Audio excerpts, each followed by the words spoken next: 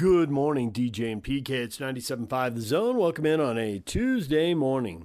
A mixed decision Monday night for the locals. The Mammoth win, the Utah Jazz lose. The Jazz fall 134 to 117. They get beat, and if you're looking for why, I would look at the defense in the middle two quarters. They gave up 80 points, 41 in the second, 39 in the third. You can't win defending like that. Now, this year isn't really about winning, so there's that. And, they get Kessler back. They'll defend the rim. There were a stunning number of layups and dunks. Many of them came very early in the shot clock, just no resistance. Now, Kessler will help. But, at some point, whoever the other four guys are, they got to try to stay in front of their man. That was just brutal. Now, most of the positivity, because we are washing positivity here, was about what happened to the other end of the floor. And Keontae George did shoot the ball well. 10 of 17 from the floor, 28 points. He was 4 of 8 from the three-point line. And not only did he have his 28 points, but he had 7 assists, and he had 6 rebounds, and he had 2 steals, and he had just 2 turnovers in 38 minutes. So definitely some positives there. And Ace Bailey had 21 points on 8 of 15 shooting and 3 of 8 from the three-point line. And he had 3 rebounds, 2 assists, a steal, and a block, and 2 turnovers in 29 minutes. So definitely some positives. Markkanen did not shoot the ball well again. 6 of 19, 17 points. So he's coming down to earth a little bit here. Struggled in a couple performances. But I think the story is that they got to figure out how to defend. They did some stuff right, and that's great, but, man, 80 points in 2 quarters, those layups and dunks, a little hard to watch. Now, on the other hand, around the league, there were some other the bottom feeders that got wins, so that's good news for the Jazz. Everybody in the West has 5 wins now. The Sacramento Kings picked up their 5th win, beating Minnesota in overtime, so that was a positive. In the who else picked up a win? Somebody else terrible won. Well, I'll figure it out. But anyway, there was another team that was terrible that picked up a victory. Oh, it was the Pelicans, who are the one team who doesn't have 5 wins. But they do have 3 now. New Orleans beat Chicago 143 to 130. So a couple of bottom feeders win. That's definitely good news for the Jazz. The Blazers are not going to be a bottom feeder, apparently. They are 8-10 after beating the Bucks in Milwaukee 115-103. So there you go. All right, now, while the Jazz were losing in San Francisco to the Golden State Warriors, the Utah Mammoth were winning at home. They beat the Vegas Golden Knights 5-1. Yes, 5-1. Logan Cooley with 4 goals. Now, 2 of them were empty netters. Vegas down 3-1. Pulled the goalie. There was like 5 minutes there at the end of the game to score against the open net, and Cooley did twice. Nonetheless, 4 goals is a club record, because remember, all the records start new when they come to Utah. They don't inherit the Arizona records. Those stay in Arizona. So Cooley gets 4 goals and an assist. The assist was great. He set up Gunther for a goal in the first period as Gunther set up Cooley set up Gunther, and then Gunther set up Cooley for the second one. It came real quick in less than 2 minutes. Schmidt had the assist on both of them. They took a 2-zip lead after 1 period. It was 2-1 going to the third, and a really, really soft giveaway by Vegas. Cooley pounced on it, outskated everybody, just blew away from everybody's flying in on the goal and scored to make it 3-1, and then he got his empty netters. All right, for more on this game, let's get to the best of the postgame show. DJ and PK, the Utah Mammoth flipped the script on the Vegas Golden Knights on Monday night at Delta Center with a 5-1 victory, 4 goals from Logan Cooley in the contest after Vegas came to Salt Lake City on Thursday and beat Utah 4-1, a game that just did not sit well with the Mammoth, who have now won 2 straight games after Saturday's 3-2 win over the New York Rangers. Utah currently now 12-8-3 on the season, 7-2-1 at Delta Center, and they are sitting in that wild card spot in the Western Conference, tied with Vegas and just 1 point in back of Minnesota for third place in the Central. But Monday was the Logan Cooley show. He had 5 points in the game, tying a franchise record after Clayton Keller got 5 points against Minnesota in February of last year. Becomes the first Utah skater to get 4 goals in a game this year. First skater in the NHL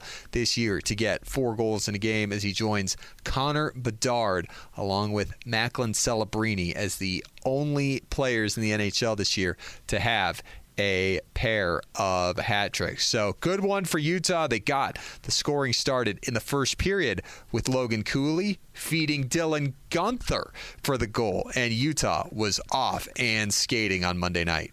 Cooley lays it back. Gunther unloads and scores! The Kids connect, and it's 1-0.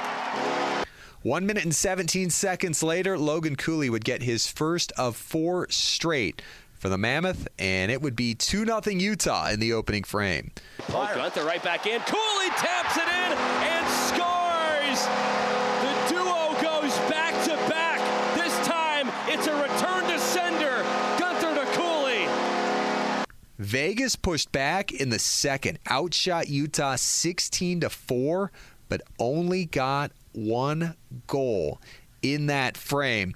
And Karel Vejmelka stopped 15 of 16. Utah killed a big penalty, of which Vegas got 6 power play shots. The Vegas power play was 6 for 17 entering the game, but Utah's penalty kill, now at 28 for 29 in November, the best in the NHL, kept Utah ahead going to the third, where Logan Cooley would give Utah an insurance goal and a 3-1 lead on a breakaway, getting his second of the night.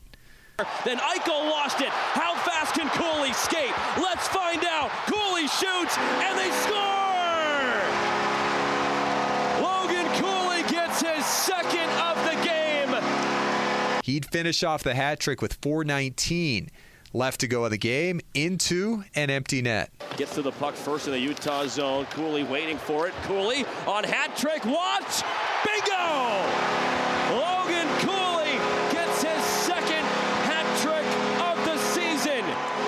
And with Utah shorthanded with 2:17 left to go in the game, he'd find an empty net again. Bowman snowed under. Cooley at the empty net. Give him 4! Logan Cooley gets his 4th goal of the night. Big game for Karel Vejmelka as he stops 33 of 34 in goal, now 10-5-2 on the season for the Mammoth. Utah back home tomorrow with the Montreal Canadiens. It'll be a 7:30 face-off here at Delta Center. We heard from head coach Andre Tourigny after the game. Here's what Bear said. A good bounce back after the game against Vegas, where we were obviously not happy about not just the score, because they're a really good team. Even tonight we were really happy about the win, but could have gone either way. They're a good team. So, but the way we compete tonight, the way we battle in front of the net, our net, their net, the speed we generate off the rush, that is stuff. They're not easy to play against. And if you look, then the scoring, the shot doesn't reflect always the scoring chance, but the scoring chance are pretty even. So we did a good job. Really like the second and the third period of Stanley's line. I think they give us a lot of momentum. I don't have to tell you I like the game of Cooley's line. That's pretty obvious. But I think Boehner's line play against 9 on the other side almost all night and did a really solid job. So we're physical, did a good job. And so I all in all, good game. What stands out about Cooley's awareness, his quick decision-making, and his ability to just convert in some tight situations in tonight's game? Yeah, less is more. He didn't complicate his game. He didn't try to get on the play of the week. He will be on the play in the week because he scored 4, but it was speed, simple, space behind, and when he does that, he's special. Cooley also said that he was proud of, I guess, the way you all protected the lead, especially in the second and the third. What about the attitude and the focus in those 2 periods, or even the whole game, was different, and maybe you're seeing the progress of this message being heard? Yeah, obviously in the second they had a hell of a push. Like I said, they're a good team. They're Stanley Cup contender for a reason. So we knew they have a say in what will happen out there, but the intensity, the urgency we had in those situations, and the way we protect the net front, even if we were not perfect, even if there's a number of things we would like to get better at, and we will, I think the mindset is always the most important thing, and I think the guys were really good. And the way they regrouped in the third, we were even more solid. We were composed, we were intense, but we were even kill. That was really good. So for Logan Cooley, first player in the NHL 21 or under to score 4 goals in a game since Patrick Laine did it. Exactly 7 years ago yesterday, he scored 5 for the Jets on November 24th of 2018. First 4-goal game in franchise history, as I said. First 4-goal game in the NHL this season, as I said. First career 5-point night for Logan Cooley. And as I said, second career 5-point game in franchise history. Let's hear from Logan Cooley after the game on Monday night. But you are the only player in the NHL this season to have 4 goals. And after that second, or the last goal you scored, what was the congratulations like on the bench? Obviously, you were smiling ear to ear. Yeah, it's awesome. Anytime you do that, it's special. But just see how excited the guys were for me too. You get a cool feeling when you get the support of your teammates, and I just think in general we have such a tight group. Guys really care about each other and want everyone on the team to have success, so it's awesome. What was the mental process for you? I know the last couple of games have been a little bit frustrating for you to get out of that and be able to have the game you did tonight. What was that process like for you? Yeah, I think it's a long season. I think the big thing is consistency, and that's something that, for me personally, I'm always trying to work on. Like you said, it wasn't the easiest path to tonight, but I think just finding a way to stay with it. It's a grind of the season, mentally, physically.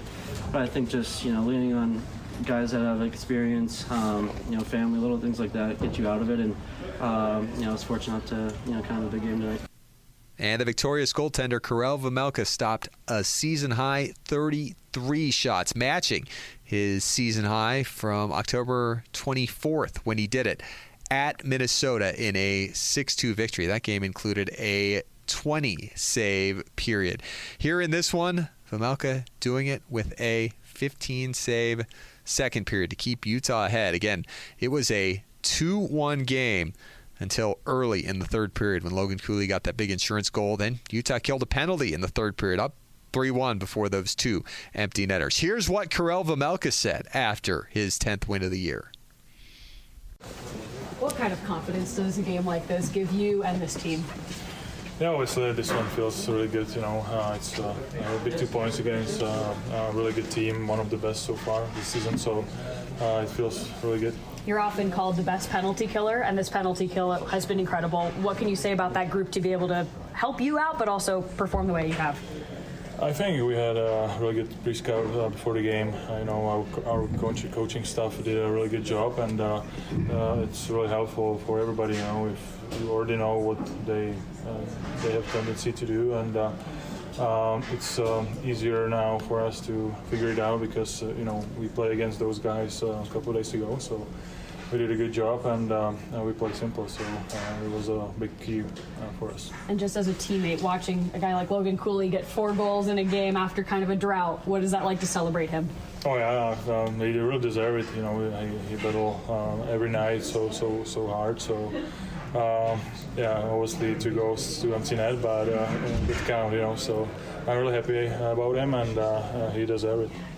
And we'll be talking all about it on Mammoth Daily, Mike Folta and myself, your daily podcast for the Utah Mammoth, wherever you get your podcasts, on Apple, Spotify, on the Utah Mammoth YouTube page, and on SEG Plus. We're with you Monday through Friday for 30 minutes or so on your Mammoth. We'll recap this game today, look ahead to tomorrow against Montreal. We've got our Tuesday mailbag on Mammoth Daily, and we will take you into the third period with some fun and our broadcast team Friendsgiving. So join us on Mammoth Daily today, wherever you get your podcasts. And a reminder, we'll be off on Thursday and Friday, so no episodes Thanksgiving or Black Friday. And we're back at Delta Center on Wednesday. We'll give you an extra half hour to get to the game. 7:30 face-off. We'll be on the air at 6:30 with Hockey Night in Utah right here on the KSL Sports Zone.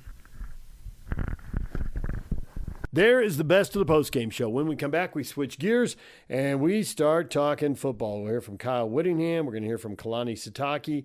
That is all coming up. DJ and PK, it's 97.5, the KSL Sports Zone. Good morning, DJ and PK. It's 97.5 The Zone. Nominate the youth sports volunteer that you know for the Hercules Hero of the Week. Submit your nomination at KSLSports.com/contest. And listen every Thursday afternoon to JJ and Alex for the winner. Help us celebrate the efforts of those volunteers making an impact with the Hercules Hero of the Week, sponsored by Hercules First Federal Credit Union and Beehive Meals. DJ and PK. All right, we're going to take a little listen now to Kyle Whittingham's press conference. Coming up after the win over K-State, they got a trip to Kansas Friday. Kyle looking at some big picture issues with the transfer portal as well. Here's Kyle Whittingham with the media. Really proud of our guys for the way they handled the game on Saturday night or Saturday afternoon. It was, one of those games where just got to keep hanging in there and making plays, and our guys did just that, and were able to come out with a win. A lot of offense, obviously, on both sides. Not a lot of defense on either side, but it was good to get the win. And really, for our seniors, it was awesome to see them be able to play their last game in Rice Eccles and go out with a win. And that was, probably the biggest positive of the night the afternoon was seeing that happen. A lot of really good individual performances on offense. Devin Dampier was outstanding. Did miss a few throws early, but settled in and really played an excellent game, over 300 yards, well over 300 yards of total offense. Wayshawn Parker hit 100 yards again. Bird Ficklin added his usual positive things to the game, a couple touchdowns and some really good runs. Offensive line, again, did a nice job, rushed for almost 300 yards. So a lot of good things on offense. Obviously not our best game on defense. Got really... there's no real easy explanation to it. I mean, we just did not play the run game in any way, shape, or form with any consistency, with any degree of, it just wasn't good. And, we were doing everything we could do wrong, we did. We didn't fit the run gaps like we're supposed to. We didn't tackle like we usually do. We weren't as physical as we usually are in the front seven. So a lot of things that were just, just happened. And I guess that happens on rare occasions. But I got no doubt that those guys will bounce back this week. And they're a prideful group and have a lot of competitiveness in them. And so we'll hopefully get that thing turned back around and where it should be for this week. Kansas, got a road trip to Kansas to finish off the regular season. A lot like the team we just played, personnel-wise, physical, got some athletic guys. And so there's a lot of carryover from the last few games. There's a lot of carryover in this game from both sides of the football schematically that, things that we've seen. And so we got to be ready. It's a Friday kickoff, so a short week. Got one day less to prepare, as do they, so there's no advantage one way or the other there. But looking for the opportunity to win a 10th game in the regular season, which I can't remember the last time we were able to do that, but it's been a few years, I believe. So anyway, questions? Got Justin's question here. Okay. Last one of the year. After this historic win on Saturday, Joe Jackson, or congrats on this historic win on Saturday. Joe Jackson, though, broke multiple records by 293 yards at Rice Eccles Stadium. Do you have a plan that will rectify this issue as we take on the Jayhawks this Friday? We sure hope so. And yeah, he did a lot of damage, and it was really on one play, A-gap power, just a basic, one of the most basic plays in football. There was nothing elaborate about the schemes, nothing that took us by surprise. Again, we just didn't fit the run game up at all, and it was an historically bad day defending the run. So yeah, we certainly got to have a better answer than we had last week. And then after the game, you kind of showed some rare emotion there. What yeah. was it about was it the moment, the way that game transpired, or what kind of brought that up? Not really. It's just the seniors, and you want them so badly to go out on a positive note and have a. They've been so instrumental to our success for a lot of years, that group, and have provided such great leadership this year and been so, just have done such a great job of keeping things on track, and just wanted them to be able to go out the right way, and against all odds they did. And it looked like for a minute it wasn't going to happen, and so they were able to do that, and that got the best of me. I don't usually get too emotional, and that did get the best of me. You're right. obviously you have a decision to make about your future. Mm-hmm. What are the main factors that go into that decision? Is that something you start thinking about now, or is that something? No, that's an after the season thing. After the when it's all said and done, and whatever happens to us in the postseason, whichever situation we find ourselves in, as soon as everything's culminated, and you have a few days or maybe even a week or two to sit back and evaluate and see where you're at and go from there. So I guess that's the best answer I can give you right now. Kyle, you guys left the Kansas State game a bit banged up. John Henry Daly, Ryan Davis, and I think even Spencer Fano.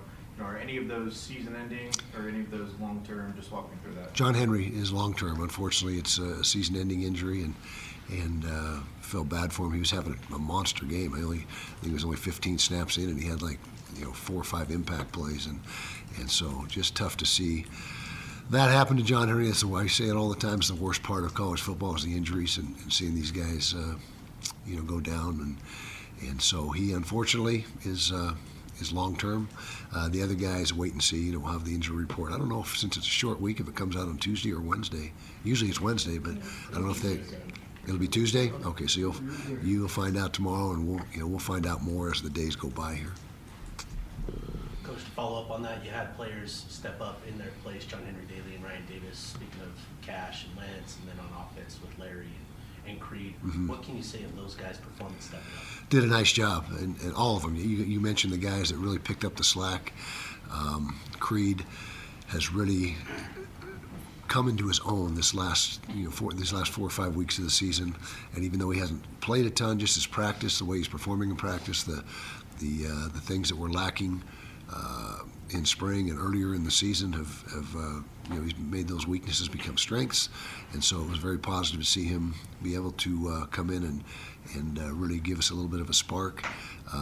Cash Dillon is a guy that we think has a tremendous upside. He's played quite a few snaps already this year, but when we lost John Henry, it was up to him and Lance to come in and do some good things, and they both did, and so that's fortunate for us that we had depth at those positions. Kyle, at this point last year, you guys were eliminated from bowl contention. I was miserable at this point last year. Yeah, we all were. So can you maybe some were happy. I don't know. Maybe some. Can you speak to just the turnaround, because now you guys are pushing for your first 10-win regular season since 2019. 2019. Okay. Can you just talk about the turnaround that one calendar year has provided to this team? Yeah. Well, again, credit the seniors for not having a hangover after the season. I guess you can say not only do you have hangovers after certain after games, you can have a little bit of a hangover after a season, and they would have none of that. We started off the off season on a very positive note way back in January, and again due to their great leadership, and they're instrumental in getting things turned around. I mean that's the real bottom line to what the success this season really is hinged upon is the ownership that the players have taken in the program. Hey, Wes, I thought you were retired. Close? All right. When are we golfing? Soon. Let's go. Soon. The last couple of years, your defense is the one that's kept you guys in games. And right. It's a struggle. And the last couple of weeks, it's been the other way around. It's got to feel bizarre to you. It's a departure, and certainly we had our struggles last year on defense, and again, those, not to belabor the point, but we going on your 5th quarterback in the last game didn't help our cause at all. But we still played really good defense this year. I think we're probably 3rd in the league in most categories: scoring defense, total defense, all the major categories. And so we're still playing good defense, but we're playing really good offense this year. Our offense is 1st, 2nd, or 3rd in most every category as well, and that's what has lent itself to a good season. And you're right. Typically, it's when we get in those tough games. In the past, it was low-scoring defensive battles, but the offense has done a really good job this year putting points on the board. In fact, that was probably the biggest difference in the game Saturday. Is we were 6 for 6 in the red zone, 6 touchdowns and 6 trips, and that's outstanding. We got one of the top. I got to believe we're in the top 5 or 6 in the nation in red zone touchdown percentage offensively. I don't have that stat at the tip of my fingers, but that was probably the biggest difference in the game. You had 4 guys take direct snaps, whether it was Dampier, Ficklin, Johnson, Parker. What does that do to a defense when they kind of don't know who to prepare for, who's going to have the ball first? Exactly, and that's part of Jason's creativity and the way he game plans, and it's all designed to create matchup problems and show things that we haven't shown before.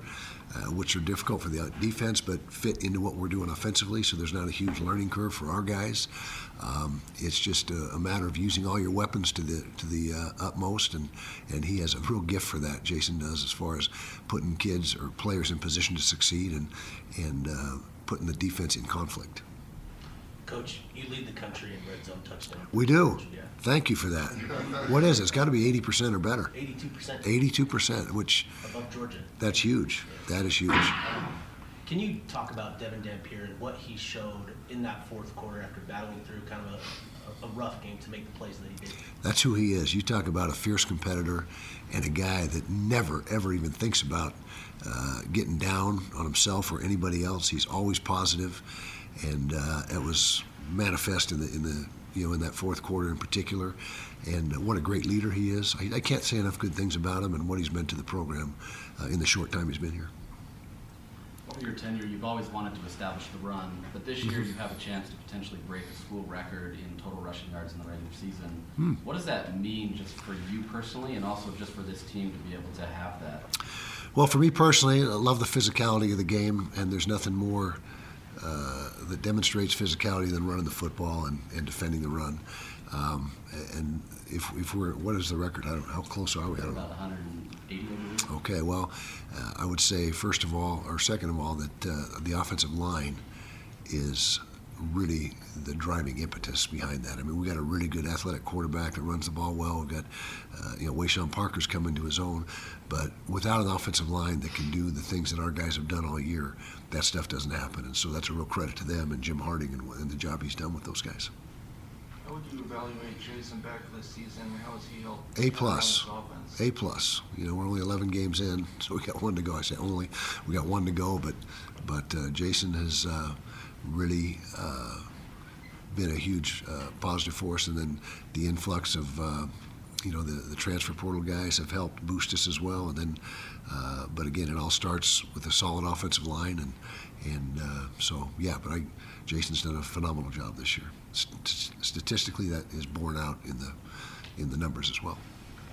You've always struck me as a guy who doesn't worry about the things that you can't control. That's a good analysis. Yeah, I'll take that. But now you're in the changing landscape of college football. You're spending a lot of time and money investing in players that at the end of the year could be gone. How frustrating as a head coach has that become to you? Well, it's a radical departure from how it used to be. And you used to know who 90+% of your roster is going to be from year to year as the guys go in and out. But now it's there's so much change, and you better be on top of your game. You better have a good list of portal guys already put together, before the season ends to see, hey, if this guy hits the portal, we're definitely going to be interested in keep an eye out for that. And so I can't really say that. You just have to embrace the change because you can't do anything about it. As you said, don't worry about what you can't control. So the portal is here. It's here to stay, in my opinion. And so you better embrace it and navigate it and use it to your advantage. And I think we've done a pretty good job. I really feel like our net portal results are way in the positive column than the negative column as far as who we lost and who we've gained. Take two more. Kyle, piggybacking off of that, the portal window in January and last year, just with so many decisions to be made, it's kind of like you can't get a breath. But now there's sort of that dead period. Does that help when you're making decisions in terms of maybe say a retirement or player retainment and all of that stuff? How does that change your guys' process? Yeah, we think it's going to help. Now it's the first time through it with this format, so something's going to rear its ugly head, we're sure. But it seems to make more sense now than it ever has since the advent of the portal. And so as we navigate it and go through it, I'll have better feedback for you, in a couple months than I do right now. But yeah, you gotta a chance now to take, as you said, a breather and time to evaluate, visit with your players, your roster, and try to retain your roster and find out what guys' plans are. And so I think it appears to be a real solid move on the rules committee part to structure it that way. Last one from Samantha. Blake has had an insane season. He's been top of PFF's coverage grades for you guys this season. Can you just speak about the importance of him in the secondary this year? Yeah, case in point, I talk about the guys we've gained in the portal. He's one of them, Blake Cotton, and has been instrumental to our success on defense. His as you mentioned, his statistics and the PFF stuff is all very good on him, and that's just another example of a guy coming in and contributing right away, and he's just been a huge positive. I hope he gets some postseason accolades because he sure deserves it, in my opinion. All right, there is Kyle Whittingham. We are going to take a break. When we come back, we'll hear from Kalani Sitake. Stay with us. Good morning, DJ and PK. It's 97.5, the KSL Sports Zone. Hey, we got the Mr. Mack Utah County High School Football Player of the Week this week. It's Orem High School's Isa Naliai. And Naliai had a 60-yard TD run, a 96-yard kick return for a TD, and a 78-yard pick six. A few different ways to score right there. Orem, he leads Orem to the 5A state championship as it beats Springville 42-7. The Utah County Player of the Week award presented by Mr. Mack. No one buys, no one sells, and no one cares the way they do. Absolutely no one. Time now to hear from Kalani Sitake as he meets with the media. Back at it again. I hope you guys are doing good. Just really excited about the game. And, we're at the last game for our seniors this weekend, and really, really happy with the result after watching the film and everything. Just proud of our guys. Just a commitment to playing tough and being in a physical game. That was good. A good response from all our guys at all three phases. And so, looking forward to the momentum that we were able to create. And we need that going into this last game. And we knew going into that game that Cincinnati was going to give us their best shot. It was their senior night, and now we're here at our senior day and our senior game. And so the goal will be controlling the emotions because we've been part of it, and we talk about it and having those guys figure out that it's going to be an emotional time for them, but also to embrace the opportunity and to go out and play their best. And so really getting over the emotions of this being your last game, and maybe even approaching the concept of it right now so they can understand it, and then let's go play the game and have fun and perform at our best. We do that, and I think everything else will take care of itself. A really good team. UCF is coached by Scott Frost, who's got a great reputation and what he can do, especially with the offensive mind that he is. He's had a lot of success at UCF, and this is his second stint. So, we can see on film they're a dangerous team, and that their roster's full of talent and skill and speed. And so this is not going to be an easy game, but we feel good about getting the most out of our guys and performing at our best and seeing what happens. We're going to need to play all three phases, complementary football, and do our best to make sure that we're in a best position for success. But looking at their staff, I know Alex has been there for a while. He's got a great reputation as a defensive mind, and so they have really good talent, great coaches and the coaching staff. They're a well-coached team, and I know they're a dangerous opponent.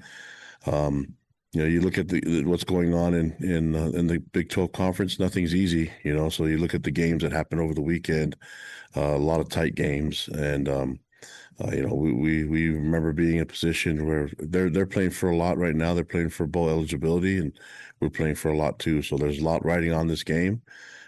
Just want to find a way to go 1-0 this weekend. Keep focused on our opponent and stay humble, stay hungry. And away we go. Just kind of doing the same things that we've been doing and trying to keep the momentum going. So what questions do you guys have for me? We'll start off with Mitch Harper.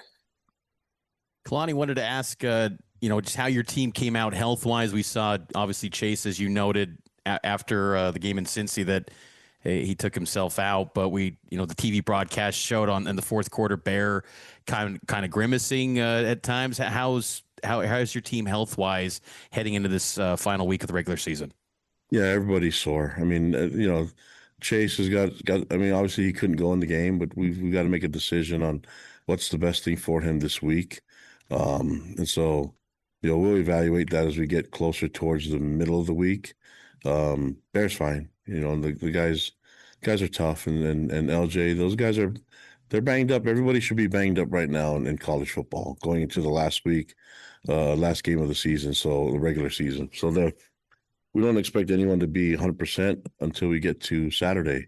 But we're gonna have to practice hard this week. We got some sparring to do and get this team ready for this weekend. But yeah, the guys are banged up. That's the game of football. That's why we anticipate that happening, and we know it's going to be a painful process and part of it. So proud of the guys though. Then they'll find a way to get back and get healthy and be ready to roll. But mindset's got to be focused on working hard and getting it done.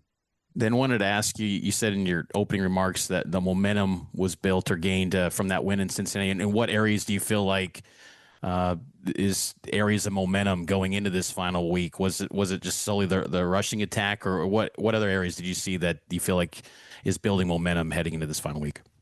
Yeah, all of it. I just think physical momentum is what I care about the most. You know, the guys were tough and strong. I mean, you know, that's where you can always control that. You can't control what happens to the ball, and even if you know, mistakes are made, we got to always bank on the fact that we're committed to going through a little bit of pain and sacrificing so we can get a win.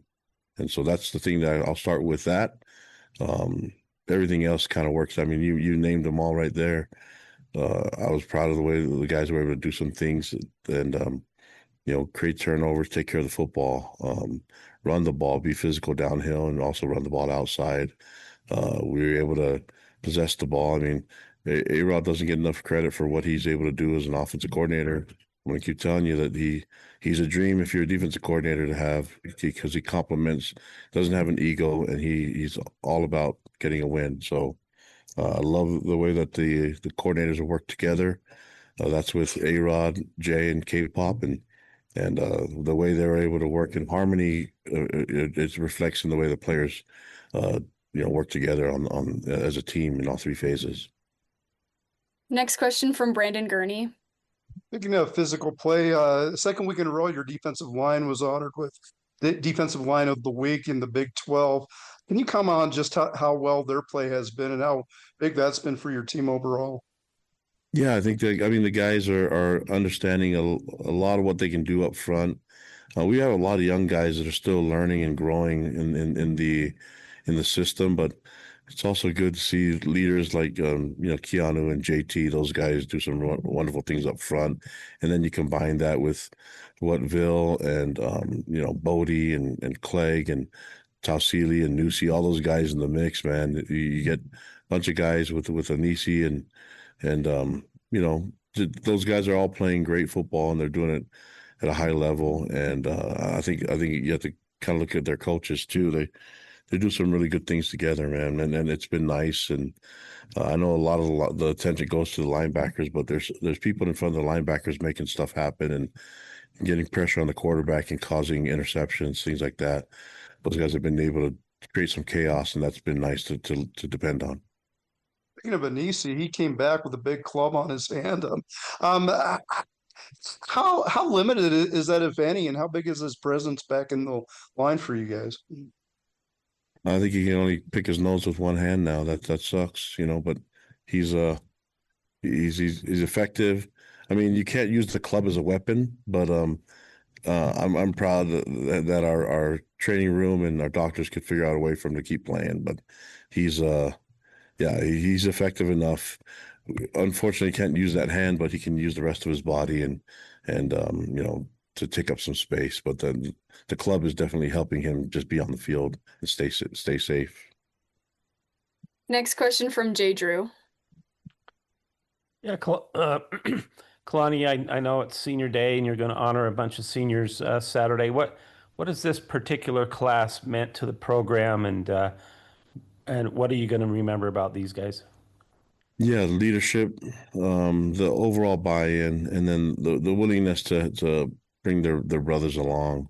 You know, just I look at all these guys, and then I mean, it's awesome. I'm so proud of them and proud of what they've been able to build here, and the culture that's thriving with them, and the autonomy that they've been given, but the ability to take that even further, and you know, have it reach out to the fan base and to the community. It's been super impressive, and I'm just proud of all of them, man. I just love what they've been able to do, you know, on the football field, but more proud of what they've been able to accomplish in the classroom. We've had record GPAs as a team because of them and what their example that they set, and then what they've been able to do in the community. On the field stuff has been amazing too. So they've had a lot of wins, and they've ushered us into the into the Big 12 and had some success now the last couple of years, and we just got to finish it strong for them. And then I just want to ask about Tiger Bachmeyer, the role he's playing. How has he kind of handled it as far as coming in? Obviously, his little brother's doing some amazing things. Just what has he been like as far as a teammate and kind of a mature aspect of his game? Yeah, I think he's been amazing just with his leadership because he works hard all the time. He's not, I think when you look at the stats, they don't jump out at you, but he does all the little things right. I mean, there's things that he does on the field that you don't really show up on the stats. He blocks, runs right routes, and he does all the little things right. I mean, he's not perfect, but man, he's close to it, and he's a perfect teammate. So, and it helps that he has a little brother, playing under center. So he's been amazing for us, and it's just been good to see him thrive in the culture that we have, and for him to be a big brother, not just to Bear, but to others. Next question from Jay Catch. Kalani, what is your philosophy on guys who may not be seniors, but this could be their final home game? Do you want them to walk? Yeah, of course. I mean, we did that with Chase Roberts last year, and we'll do that with a number of guys. I mean, that's just we want to do it the right way. Some guys are lucky; they get two senior walks and blankets and things like that. So. I also wanted to ask you, UCF's going to be battling for bowl eligibility. They won last week to get themselves within one game. How much are you expecting from them as they come in fighting for their postseason lives? Yeah, we were expecting a lot. I mean, we were in that position a couple of years ago, and so we know exactly what their mindset's going to be, and there's a lot to play for on their side and also for us. And I mean, this is the simple thing is we want to win at home for our fans, but also for our seniors, and we won't, there's a lot riding on it for us too. So it's a big game for both sides, and we're going to get their best shot. We just need to make sure that ours shows up as well. Next question from Kyle Ireland. Kalani, in addition to getting those seniors playing time on Saturday and maybe guys that, maybe it's their last home game there at LaVell Edwards Stadium, how do you balance out guys that are going to be redshirts this year and trying to get them playing time either on Saturday or in the postseason? Yeah, the red shirts, I mean, they're given the 4 games, and so we have some guys that are already at their 4-game max. So, those guys will honor their red shirt, and then, if we are able to, they can play in the postseason. So, so that's what we're going to be doing. We everything's been, we've been just strategic about how much we want to use them and when, and we'll continue to do that. There's a number of guys that fit in that category. Next question from Mitch Harper. Kalani, you've had the chance to coach a lot of good running backs in your time at BYU, and LJ Martin seems to be the latest. What would you say has been the biggest difference in him this year compared to the past 2 years? I know he was the leading rusher for you guys the past 2 years, but what's been the biggest change to where he's kind of leveled up, it seems like? Yeah, I think he's still young. I mean, he's a true junior. So he didn't redshirt. He played right away. So, I mean, and so when you're coming along, and the biggest thing I've seen is that his comfort level with the offense. I mean, it's not he's not learning anymore. This is stuff that he knows really well, and then he's also giving some advice on what he wants and what he wants to do and type of runs that he likes. I mean, it's nice when we're in timeout and we can sit there and look at him and say, "What do you like?" And he's kind of like, "I like everything, but this is what we're good at." And so it's nice to have him be part of that. And when you're brand new to it, I think a lot of times you're still trying to learn it and you're just trusting it. Now he's owning it, and he has a say on what he wants to do and when he wants to do it, and so he wanted to run the ball a lot, and we gave him 32 runs. So I think we can trust him. He's a team leader.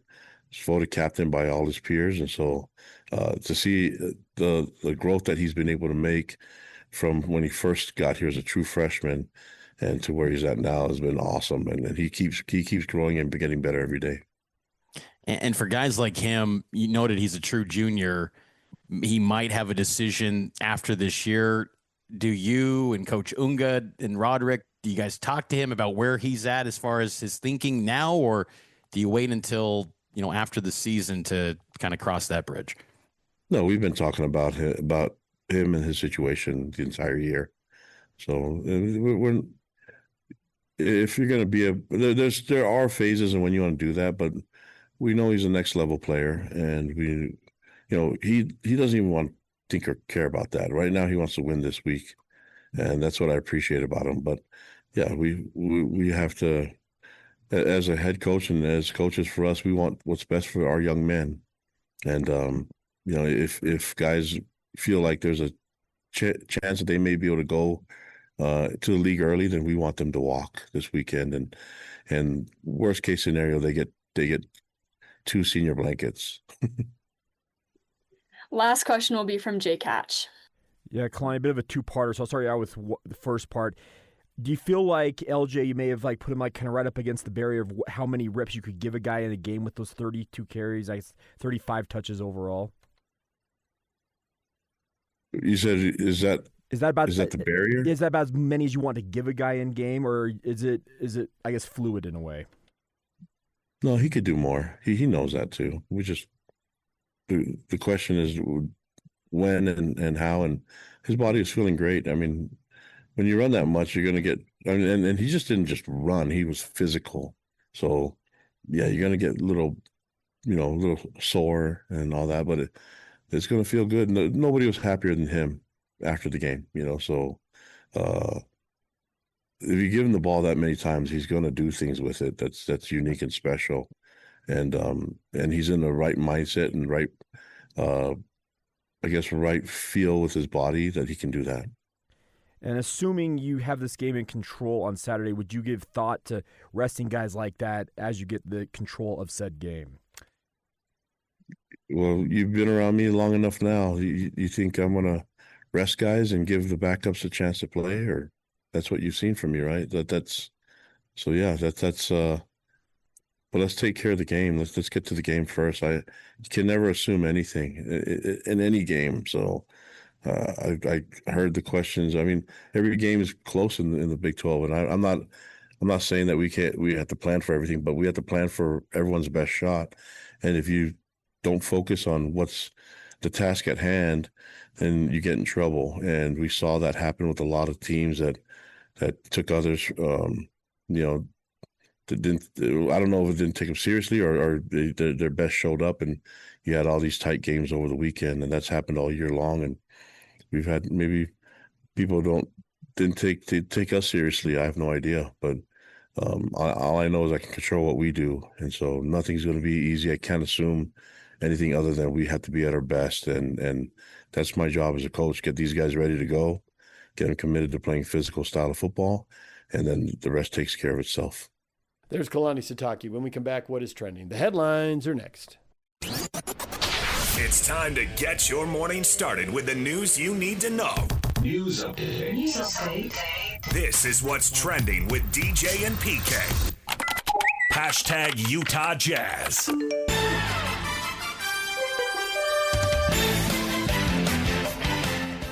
I thought Ace played a good game tonight. Is looking more and more comfortable on the offensive side of the ball. Keontae continues to play, an all-around floor game. He's not doing it one way, which I think is something that we're really excited about moving forward. But as a team right now, we have to continue to fight to focus on taking care of a few simple things each night, and the rest will fall, where it may. For example, PK, could you pick one thing after watching the Jazz lose to the Warriors 134-117? Yeah, they have better players, the Warriors. There's that, okay. Is there something the Jazz players could focus on? my intensity on the defensive end. Certainly. There it is. My gosh, they gave up a 21-0 run. They gave up, I think, a 15-2 run. There were a couple other brutal runs in there. There are times where they just have no desire to stay between the man with the ball and the basket. And the Warriors just driving straight at the rim. Layup, dunk, layup, dunk, layup, layup. And that's surprising because Silv Malahaliaik was known as a defensive stopper in college. Lots of people were known as lots of things in college, PK. Otherwise known as Steve Mikhailuk. What were you known as in college? A geek. That dude's going to the radio station on Saturday night again? Why didn't he go out to a party? So I worked at Daily Breeze. The assistant sports editor was not very popular. Every Saturday night at 9 o'clock, Tom Hofarth would call his house. Yep. And you didn't have caller ID back then Right. at all. And then everybody would laugh. He's home alone on another Saturday night at 9 o'clock. Well, I wasn't home alone. But we'd do it every freaking week. Yeah. No, that was our time on the radio station. We had a block Saturday night, 7 to 10. So produce games, call games. Oh, 7 to cover 10? games. Mm-hmm.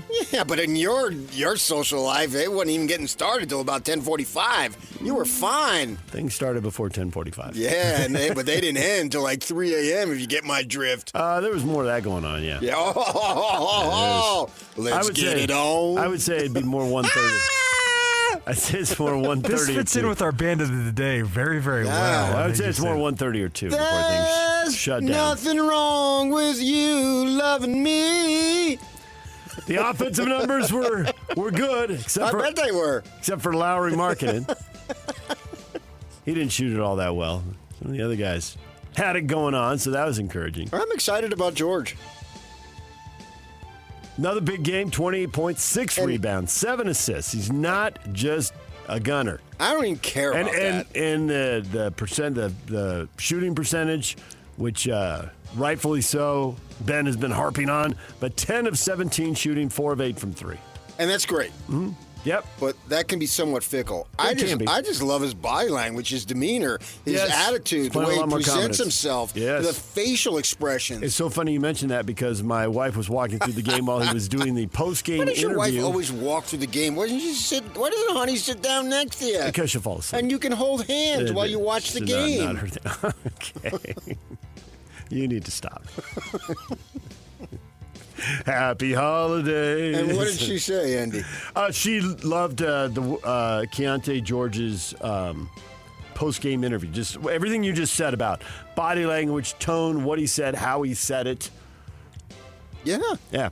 He believes in himself. Yes. And there was, I think, some false bravado the first 2 years, as you might expect when it was from a 19 and 20? Exactly, as you might expect from a young guy just breaking into the league. And now it does seem like there's more genuine confidence. And I think you hear it in the postgame, you see it on the court. I find that exciting. Yeah. And now they can keep the other team. We're looking for something here. Yeah, and now you can keep the other team from steady stream of layups and dunks. And Ace Bailey continues to display enormous athletic ability. Yes, and the comfort he had on the offensive end. A couple of difficult shots late in the clock, scramble situations, nothing going, and he gets a good shot and makes it. He ended up with 21 points on 8 of 15 shooting. I mean, we're not even 20 games in, but it looks like he was an excellent pick. Yes, looks like he should have never slid to number 5. I'm glad he did. Exactly. So the Jazz go down to defeat 134-117. Steph Curry with 31 points. And now the Jazz get a little break here they don't play again until Friday. That's good. When you suck, they don't want you around the holiday, after the fact, so you can get to spend some time home, and I assume that they'll be on the practice floor. Winnable game coming up Friday, Sacramento. That's for sure. Yeah. All right, DJ and PK. Hashtag NBA. Down to 7 seconds. Out on the left wing with 5. Cross it over. Got to get a shot up into the lane. Half hook. Good. Thompson guarded tightly by Goodwin. He'll turn left at the left elbow. Euro step his way, try a 9-footer, and knock it down. Amen Thompson with 28 points. What a night for him and Holiday. 48 combined between those two gentlemen. And the Suns are going to raise that white flag and say, we're done. Mobley misses the shot under duress from Ingram. Barnes drives in the lane, lays it up and in. Toronto back up by 10, 103-93. Scotty says, get on my back, boys. Inbound goes over to Jokic. Half-court shot. Got it at the horn! He did it again! That was a jump shot from the mid-court circle like he was 8 feet away from the rim. Nothing but net. Highlights from around the NBA of interest to Jazz fans. A couple of the bottom feeders won games. The Sacramento Kings will be here Friday. Beat Minnesota in overtime 117-112. So they got win number 5, which matches the Jazz. And the Pelicans, who've traded away the first-round picks, so they have no reason to be atrocious and dump games. They beat the Bulls at home 143-130, so they get win number 3. So everybody in the West has 5 wins now, except for New Orleans sitting on 3. But, the thought of the Jazz finishing with the 9th best record, schedule's turning. Maybe they will assume their rightful place in the standings here. At the other end of the standings are the Detroit Pistons. 13th straight win. They beat the Pacers 122-117. That ties the club record set in 1990 when they won the NBA title, and in 2004 when they won the NBA title. Yeah, I have extended family that has deep roots in the area, so I've decided to be a hardcore Pistons fan. That a kid, hop on the bandwagon, huh? Yeah. Enjoy the run. Why not? Yeah, I got like 15 people. I don't. Oh, really? When you say that, I always think you have a nephew who played Division II football at Grand Valley State, right? Saginaw State. Okay, wrong one. Saginaw State. And he must be a Pistons fan, I would assume. Give you something to talk about with him. Hardcore. Yeah. I'm now hardcore. They started 2-2. Now they won 13 in a row. Got the best record in the East. 7-1 away from home. Yeah. Their record's exact opposite of the Pacers. 15-2, 2-15. 13 games ahead in the standings already. Raptors are second in the East. They beat the Cavs. You heard their highlights in there, 110-99. Anything else you care to share about the association? That was a jump shot that Jokic took from half court. Yeah. It was amazing. Just so easy, so smooth. Just that guy is. It wasn't like, drop it down from the hip or something.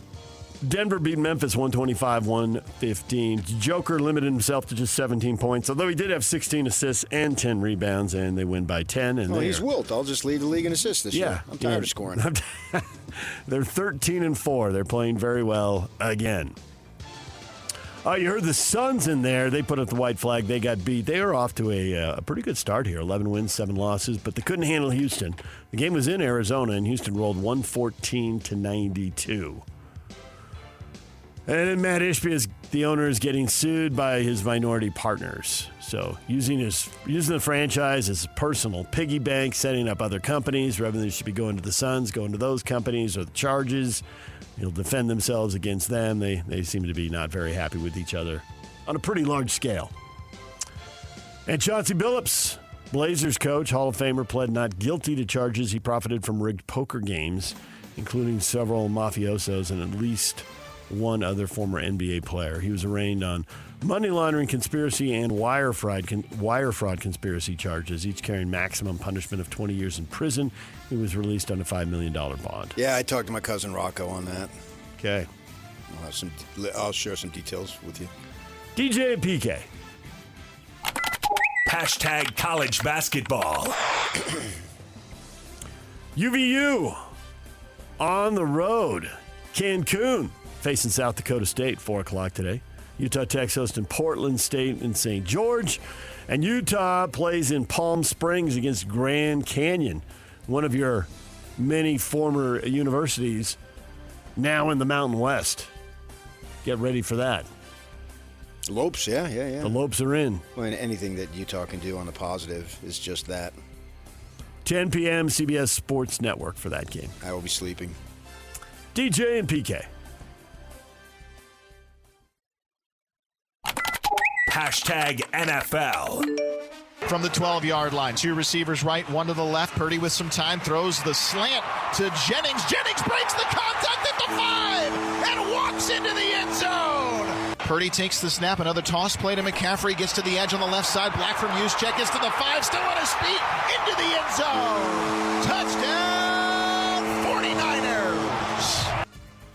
And the 49ers get the victory. They beat the Carolina Panthers 20-9. Panthers drop back to 6-6. The Niners, shorthanded defensively, but they win anyway, improved to 8-4 with a strong defensive performance. No Fred Warner, no Bosa, and yet, nonetheless, they hold the Panthers to 9 points. Well, no chance for those guys. McCaffrey, 24 carries for 89 yards. He basically was the offense in this game. 7 catches for 53. McCaffrey getting it done. Post-game, 49ers wide receiver Juwan Jennings went after Panthers defensive back Trevon Moehrig after he'd been punched below the belt earlier in the game. Kyle Shanahan called it a cheap shot. Yeah, duh. Yeah, right? The injury news, the Tampa Bay Bucks got the best possible news on the separated left shoulder of quarterback Baker Mayfield. It's a low-grade sprain, no additional damage. His status for this week still up in the air. It is his left shoulder, his non-throwing shoulder, so there's a break. Baltimore Ravens quarterback Lamar Jackson now dealing with a toe injury that caused him to sit out yesterday. Now, there are your injury updates. Jamar Chase apologized for spitting on Jalen Ramsey, serving a 1-game suspension without pay. What I did was wrong. The circumstances don't matter. My passion for the game is no excuse. There's zero place in our sport or in life for that level of disrespect. DJ PK. Hashtag college football. Remember how we were going to have a playoff format for next year? We were going to know what it was. They had a deadline of December 1st. Well, they pushed the deadline back to January 23rd. Now watch how these playoffs play out, and then they'll decide what to do next year. So find out what next year's format is later. Okay, I'll be here. Cincinnati AD John Cunningham issued an apology to BYU and the Church of Jesus Christ of Latter-day Saints for derogatory chants by fans at Nippert Stadium Saturday night against the Cougars. Kind of figured that was coming, didn't you, PK? Well, it's standard procedure. Yep. Seen it before. Like, we know the timing and of the whole every thing. one of them, you're copy and paste. Yeah. I don't know how an athletic director or a president is responsible for that. Right, but they're the ones who run up and down the aisle. Stop! I mean, to dozens, if not hundreds, of people. I mean, right. I don't know how many sections it was and how many people sit in each section. I just wonder what goes through someone's mind to think that is okay. Yeah, that's okay. This is what we'll do to have fun tonight. Why would you do that? I mean, what? I mean, maybe it's different. Although, no, I can't really say that because I was going to say it was different because at least if you're like me growing up in Phoenix, I'm sure you in San Diego, you were around, you came in contact. I had teammates, LDS teammates and all, and you knew them. You knew they were real human beings, and some you liked, maybe some you didn't. And I was going to say, well, maybe back east, it's not as common, blah, blah, blah. But then they do it in Tucson, so that sort of wipes that away, that theory. So that I just shot down my own theory within 2 seconds. Yep. Well, I remember us discussing how you'd been on the road with the team a lot and the hatred for BYU, and you go to Big 12 and it'll be different. And it didn't take very long to not be different. And in many cases to be worse. I don't know about worse. That's all the same. I mean, unless you physically harm people, but it just doesn't make any sense. And is it alcohol? Some probably. But that's a lot of people. It's hard to blame all of that on alcohol. Right. I can see a fight breaking out because of it. Oh, yeah. But I love watching social media on Mondays. I mean, there's something after about the NFL to see all the fights on Sundays. And in the stands. Oh, yeah. Oh, yeah. Every week. It's ridiculous. But, yeah, just come on, man. Use common sense. Former LSU coach Brian Kelly's legal team claiming that the lingering situation of his firing at LSU has made it nearly impossible for Kelly to seek and find another coaching position, and they threaten legal action against LSU if the process of his separation and buyout from the school precludes him from a job. So, more lawsuits. And this is like an Angelina Jolie marriage. Right? And then does Lane Kiffin really want to go into that when that's how they treated their last coach and what they're going through? If they're going to pay him $25 million, Yeah, we're going to find out this week. Then they'll fire him and he'll never get because they'll fire him for cause. I mean, yeah, but then big deal. So then he can go to Cancun and watch UVU play or whoever you said plays there. DJ and PK. Hashtag Major League Baseball. Well, if you're in charge of organizing the World Baseball Classic, good news. Dodgers star Shohei Ohtani will play for Team Japan. He's been cleared to participate after leading Japan to the 2023 WBC title. Oh, sure. It was electric. He struck out Mike Trout at the time they were teammates. So what are you going to do as far as that goes? The Dodgers don't want their guys to pitch. They've got 3 of them. So we'll see how it plays out. That whole concept really surprised me, that it meant that much to the ball players, but obviously it has. And the fans, oh my gosh. They got fired up, man. It's a massive hit. Yankees owner Hal Steinbrenner claimed it's too early in the offseason to determine his team's payroll range for the 2026 season, but he would prefer that the number drop from $319 million in wages that he paid in 2025. You don't blame him. Yeah, I know. That's a huge number. DJ and PK. Hashtag NHL. Cooley lays it back. Gunther unloads and scores! The Kids connect, and it's 1-0. Ian Cole gets to the puck first in the Utah zone. Cooley waiting for it. Cooley on hat trick. Watch! Bingo! Logan Cooley gets his second hat trick of the season. 4 points tonight against Vegas. An emphatic performance by the 21-year-old. Points in 4 straight entering tonight. Bowman snowed under. Cooley at the empty net. Give him 4! Logan Cooley gets his 4th goal of the night. It's 5-1. 4 goals for Logan Cooley, including a pair of empty netters to put it away. He scored 3 times in the 3rd period. He's the first NHL player to score 4 goals in a game this season, and the first Utah Mammoth player ever to do it is the Mammoth. Breeze past the Golden Knights 5-1. Got a little tense there late in the 2nd period, as Golden Knights got within a goal at 2-1, but... Oh, that's a nice win for the Puck Club. Yes, it is. And, the Knights aren't at the top of the standings in the other division, but they're in the mix. And so, yeah, you're looking to build, and that's something you can build. And Cools, as they call him, he was the guy they gave the contract to, right? And 21 years old. Wow. Step aside, Wayne. Step aside, Wayne? Mm-hmm. Which Wayne? Isn't that Ovi now? No. We got to get to Wayne first, then we'll take. Oh, okay. We'll go to Big AO. Okay, go to the Big 8. Or you mean the Grade 8?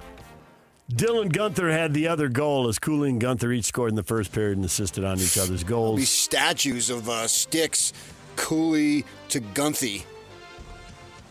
Give it 20 years. Give it 20. I'll be dead, but give it to that time. We got to have something, man. Mammoth are off tonight. Tomorrow night, the Montreal Canadiens visit the Delta Center. They're one of the original 9? 6, but yes. All upside down. You know, a smile is nothing but a frown turned upside down. What is trending is brought to you by Shamrock Plumbing. There's no job too big or too small. Get the personal touch with Shamrock Plumbing. Coming up, Frank Dolce is going to join us, his weekly Tuesday visit. He's going to be here at 8 o'clock. Talk with him about the wild win over K-State and the finale against Kansas. And Matt Murschel, UCF and college football writer for the Orlando Sentinel, joins us again to look ahead to Saturday's game as UCF tries to get bowl eligible and pull a massive upset, while BYU is trying to clinch their spot in the Big 12 title game. Matt will be along at 9 o'clock. And it's a Utah Jazz Ticket Tuesday. We have tickets to give away at 8:30 and 9:30 to see the Jazz and the Kings play Friday night. So if you want free tickets, make sure you're here at 8:30 and 9:30. DJ PK, it's 97.5, the KSL Sports Zone. The question of the day is next.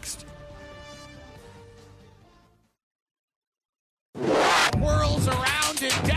97.5, the KSL Sports Zone is your exclusive home of the Utah Jazz. And we want to send you to the Delta Center to see the Jazz in action. Listen every Tuesday for the Jazz Ticket Tuesday Sounder at 30 past the hour, every hour, all day long. And if you're caller number 12, you'll be on your way to an upcoming game. Buy one, you'll get one free. It's Jazz Ticket Tuesday, every Tuesday throughout the NBA season on your radio home for the Utah Jazz. 97.5, the KSL Sports Zone. Don't miss your chance to win big every week on the KSL Sports Zone. It's a Win Ticket Wednesday coming up tomorrow. You can win tickets to see Nate Bargatze and his Big Dumb Eyes World Tour at the Delta Center December 4th, 5th, and 6th. Great seats still available at SeatGeek.com. Listen to the KSL Sports Zone all day Wednesday for your chance to win and see Nate Bargatze. And it's a Jazz Ticket Tuesday, so we'll give those tickets away coming up in an hour at 8:30 and in 2 hours at 9:30. Question of the morning on Facebook.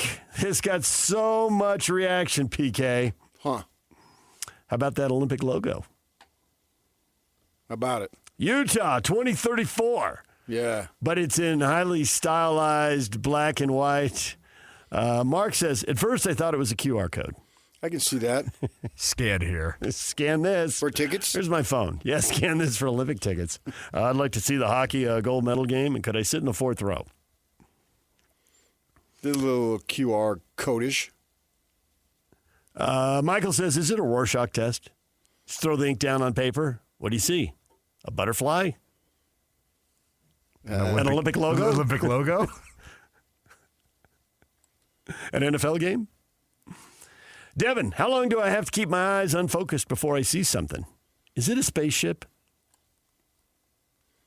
So are they 0 for 3 now? Yeah. Ryan says if you're right-brained, you see a giraffe. If you're left-brained, you see fish. I don't know how that works. Brett, shouldn't it be Salt Lake 2034? Usually it's a hosting city, not a hosting state. But, hey, we got so many towns right next to each other. I think they'd rather go with the Utah brand. So there it is. Well, I think they're the Utah Jazz, the Utah Mammoth. Right. It's not that far to Bountiful and Holiday and Tooele and Park City, so. Yeah, but, you could say that about anything. Yeah, I guess you could. Los Angeles Lakers. Yeah, California doesn't lend itself. For decades, they didn't even play closely. in Los Angeles. Because they played in Inglewood, the Burb, which you just went through a green light and you're like, did we just leave L.A.? Yeah, I guess we did. Oh, you know. Inglewood, hello. So I think that Utah is a short word. So we wouldn't be the Mississippi Mammoth. It's too many letters. But you only got 4 there. One syllable. It is the fewest letters that make up a state? I don't think there's any states that are just 3 letters. So, yeah. I think 4's got to be it. Or are they tied? Maine. Nope, 5. Ariz? Ariz. Texas. 5. Yeah, I think that plays into it. It's easy to say. Short and sweet, doesn't have to be abbreviated. And you're talking to the rest of the country and world, and most folks just have no idea. They think it's covered dirt streets, and the assistant coaches have 4 wives. Thank you, Kyle. I was at a press conference about 2 weeks ago. Right, until they get out here and they go, oh my gosh, this is awesome. This is the place. I'm here. Sign me up. Yep. I love it here. Which actually, you're making fun of it, but it tends to be true. It does tend to be true. I think we all know people who've thought exactly that or said exactly that. Oh, yeah. In terms of athletic people, you got a lot of people here, that, oh, man, this place. We had a guy at the Tribune, them people over there. He sent a postcard, and he was traveling in about... This place is, I'm paraphrasing, it's not as oppressive as it is. Come on, buddy. You just want to, we get it. You're on that side, and aren't you special? Let's just stop. Dustin, I feel like this logo is one of those magic eye things. What is a magic eye? Yak, what's a magic eye? You going to change? Oh, they're like posters, and if you went cross-eyed, it revealed an image, like a 3D image. Oh, yeah, so that's what okay. they're referring to. Got it. If you look close enough, you can see Jesus. As a kid of the 90s, they were all over my classrooms. Right. Got it. So got you it. look Okay. deeper. You look longer. I know what those things are. Yeah. Okay. Yeah, the magic eye. And, so it ends up being what do you see, and you don't see it at the start. but you could see it deeper if you look. And then you have friends who are lying, saying they're seeing one thing, and you're like, I don't see that at all. Yeah. It's nothing but misheard song lyrics back in the day. Yeah, right. What you hear, what I hear. Right. What you see is what what I see. I heard Caribbean Queen. My wife thought it was Marry Me Quick. Marry Me Quick.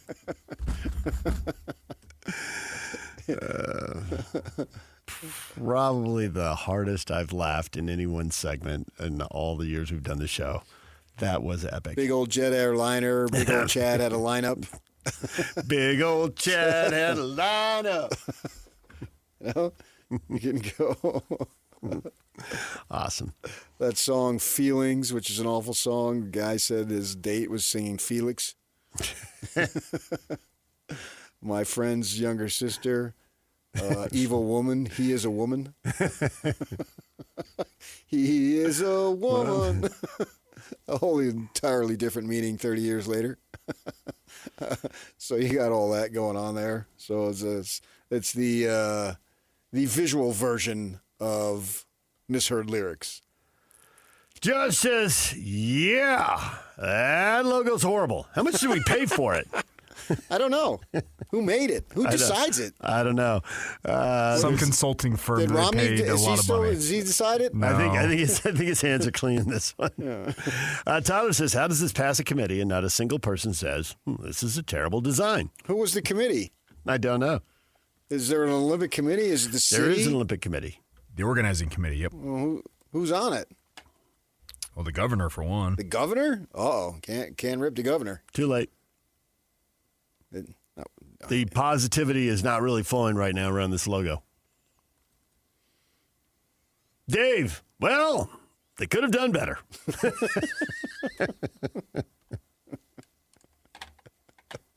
Ralph, change it. Just fire the PR marketing firm. So no one likes it? Now for whatever? Parker, good thing they have 9 years to change it. Yeah, for. That's what I would say. I would say we're for the morning. And then I think Brad had the best comment in all of this. What? Not great, but he stylized it in the exact same font, whatever that font is. Okay, but I mean, that's sort of, that was my my academic career.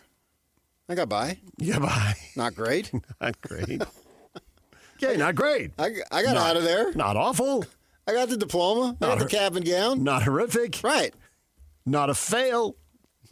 So when I went to, you have your university graduation, then you have your department graduation, right? And so my brother-in-law, you've heard me talk about him, the soccer coach. So he's sitting a couple seats behind, next to me. My sister's sitting next to me, and then he's sitting next to her. And then they have, they're going to announce like the MVP of the broadcasting journalism thing for that year. The MVP, you mean the valedictorian? I don't think that. They don't call it. There's just one for the whole. Yeah, I don't think it was the whole university. Yeah, I don't think it was valedictorian. I forget that term. Okay. And so they're going to announce it, and he reaches over and grabs my left wrist, like, good luck, buddy. Like you're standing on the stage at the end of a pageant, knowing full well I ain't got no chance. That's fun. Yeah. This could be it. All right, well, if it's up to the public, they will rework the old Olympic logo. But they won't. Oh, they won't? No, this is it. Doesn't have to be. This is the logo. 2025, there's plenty of time to change. Well, then why would they have a big unveiling and then change it? Because it didn't go over well. Is it the thing that will grow on you? What is the thing in life? New topic. What is the thing in life that you initially loathed but really came to appreciate over time? You. That was teed up, man. You're welcome. I think this is what they're going to go with. They put all this effort into it, and they announce it and release it, as you say, 9 years ahead, 2034. My gosh, the chances of me being alive are very slim. And I will personally boycott the Olympics. You will? Mm-hmm. And why is that? Because the watchdog wouldn't let me cover them. So you're still mad for the 2034 games, even though you don't work at the watchdog? You're mad. I mean, I'm still mad. Like the salsa left in the salad bar, man. It just keeps getting. I'm more mad now than I was then.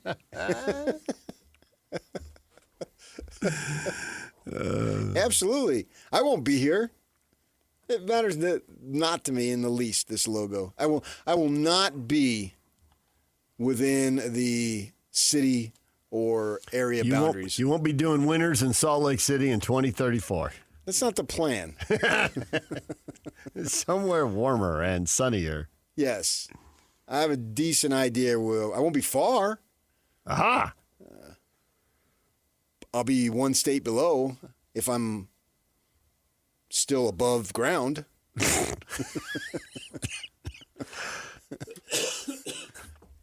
PK, pushing up days. Well, you never know.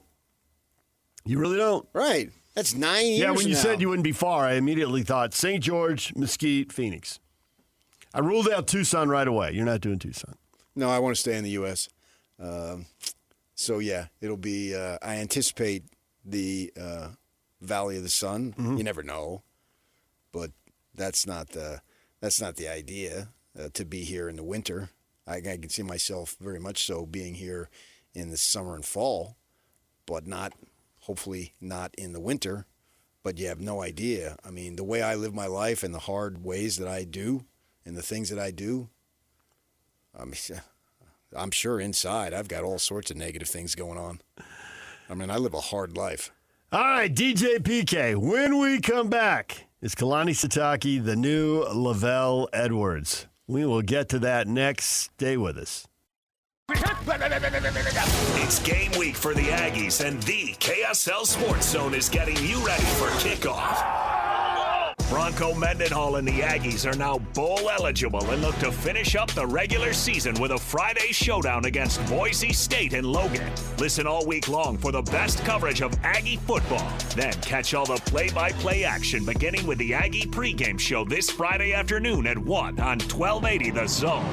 Your exclusive home for Aggie football is live on air, online, and on the KSL Sports app. This is 97.5, the KSL Sports Zone.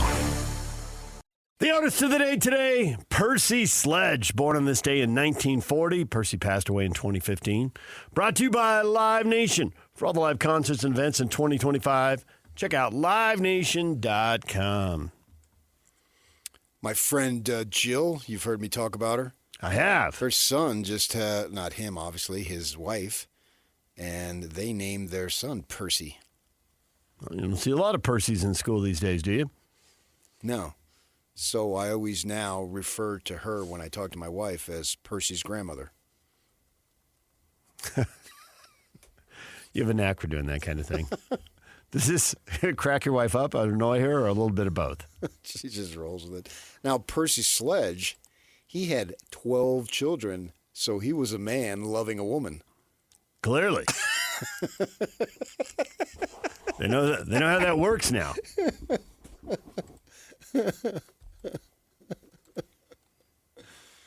There's no other comment that needs to be made.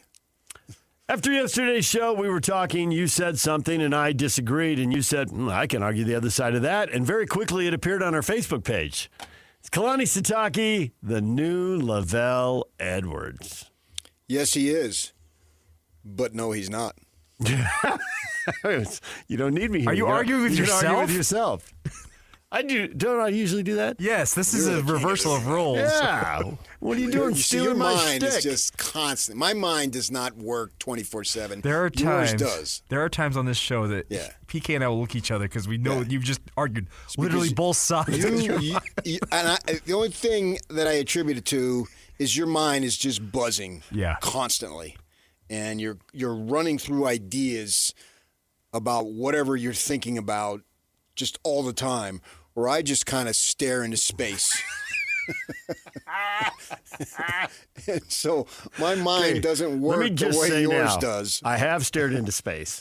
It's highly underrated. I hate to get busted when I do it.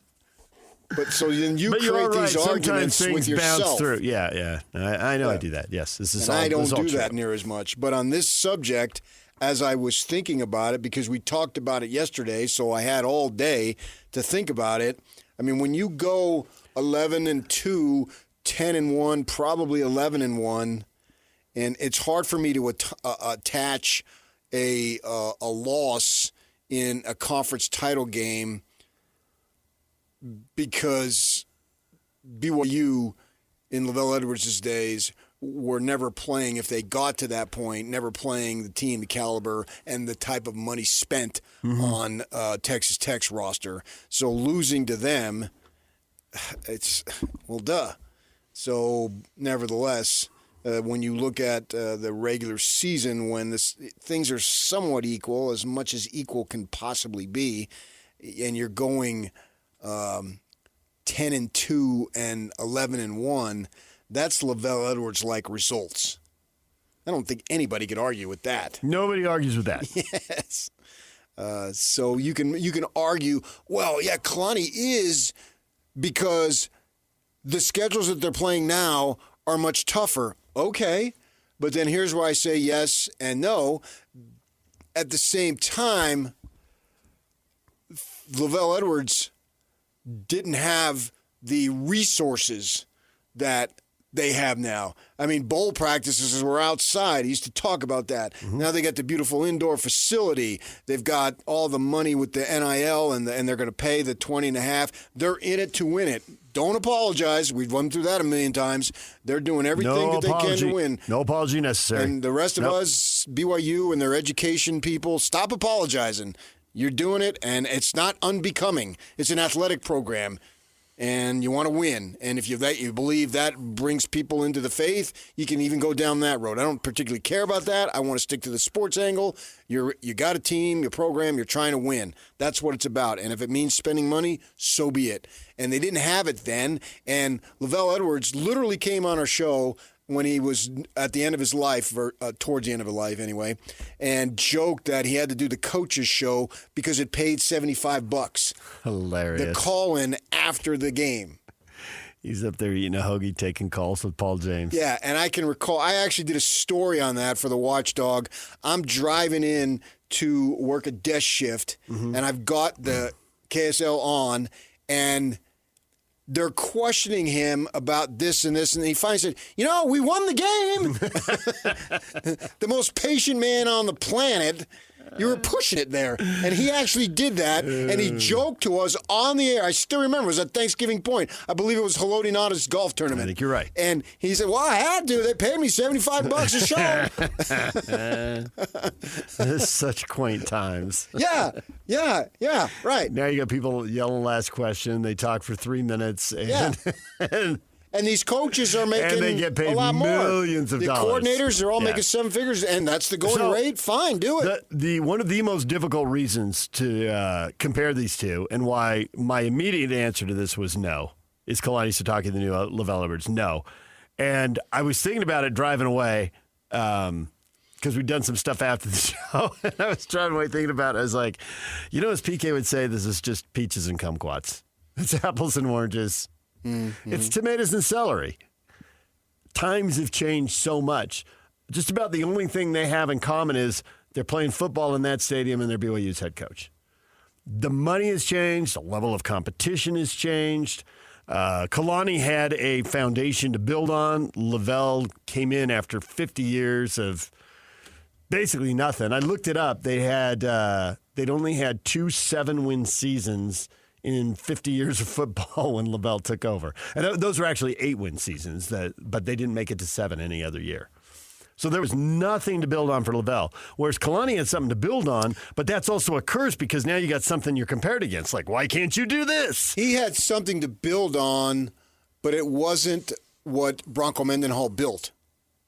Because of the independence and the realignment, I get all that. And it's the whole, we're back to apples and oranges stuff. That's why BYU lost all those games to Utah. Utah was in a better position, and they took advantage of that position and beat them 9 times in a row. He was left a good team right out of the gate, and an NFL, a longtime NFL player, and Taysom Hill to run it. Yeah, and they won that first year with 9.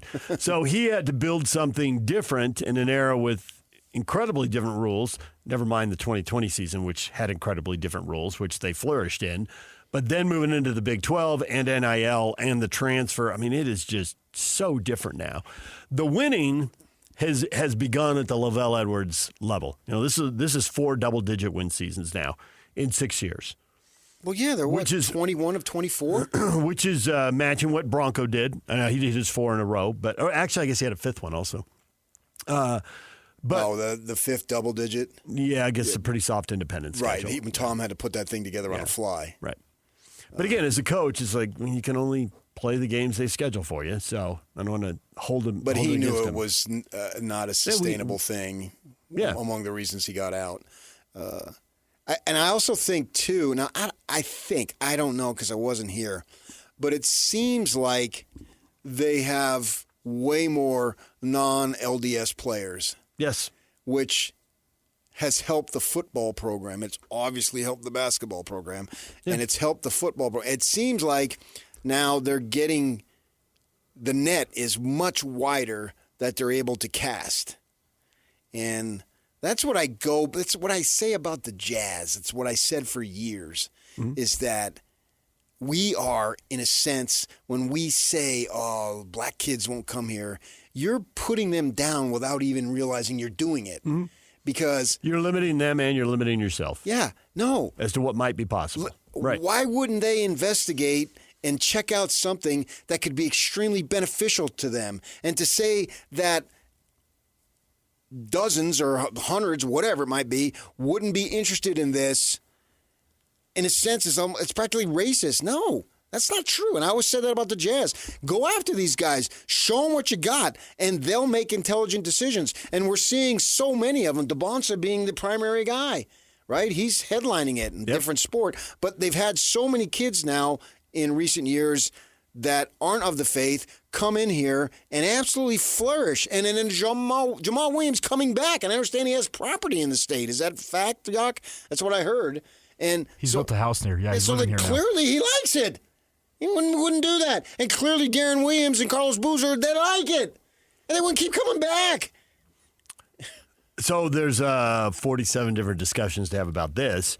So people realize one thing when they're 30 or 40. Do they realize it when they're, well, now with the new rules, 17, 18, 19, 20, 21, well, Majerus 22. always used to say that. That was Majerus. And Majerus, he had insight on a lot of different things. Yeah. And he would say, if he could recruit 40-year-olds, he'd have a squad of All-Americans right? every year. He used to say that. Yeah, I totally believe it. What you think at 27, 37, 47 is not what you think at 17. There's no question about it. But I also think that kids have become more sophisticated to be able to look at things in a more broad fashion. And then it goes to what Kyle said a couple weeks back. Get them here, and you can see it. Tyler Huntley comes here from Florida, checks it out. Yeah, this is a place that I can he graduated. He played quarterback. He got to the NFL. What more did Tyler Huntley want out of this place that he did not get? Now do Zach Moss. Down the line. Check all the same fingers. You just ticked them off. Yes. And you're having the same thing with any number of guys at BYU. So, in a sense, it's easier than it was during LaVell Edwards' days, but it's also harder. Well, there are so many things that have changed that have nothing to do with the schools or college football, just as far as the community. I can remember the NBA point guard, Kenny Anderson, who was a Jersey guy, or New York guy. New York City guy, not Jersey. New York City guy. Plays college basketball in Atlanta. He gets drafted by the Kings. The arena in those days wasn't, and it's different, they build a new arena now, but even where the old arena was is now all completely built up and looks like corporate America has taken it over because corporate America did take it over. But when he flew in, there were still fields and there was sheep grazing outside the arena. And you could see the look on his face. And I asked him, was it a little bit of culture shock driving up to the arena?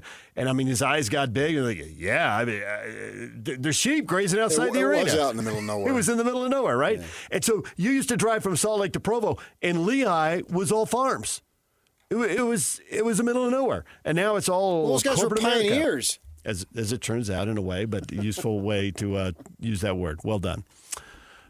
We'll get more. We'll get more on this coming up in the 8 o'clock hour. Also, Frank Dolce is about to join us to talk University of Utah football with the finale coming up at Kansas. We will get his amazement over the Kansas State game.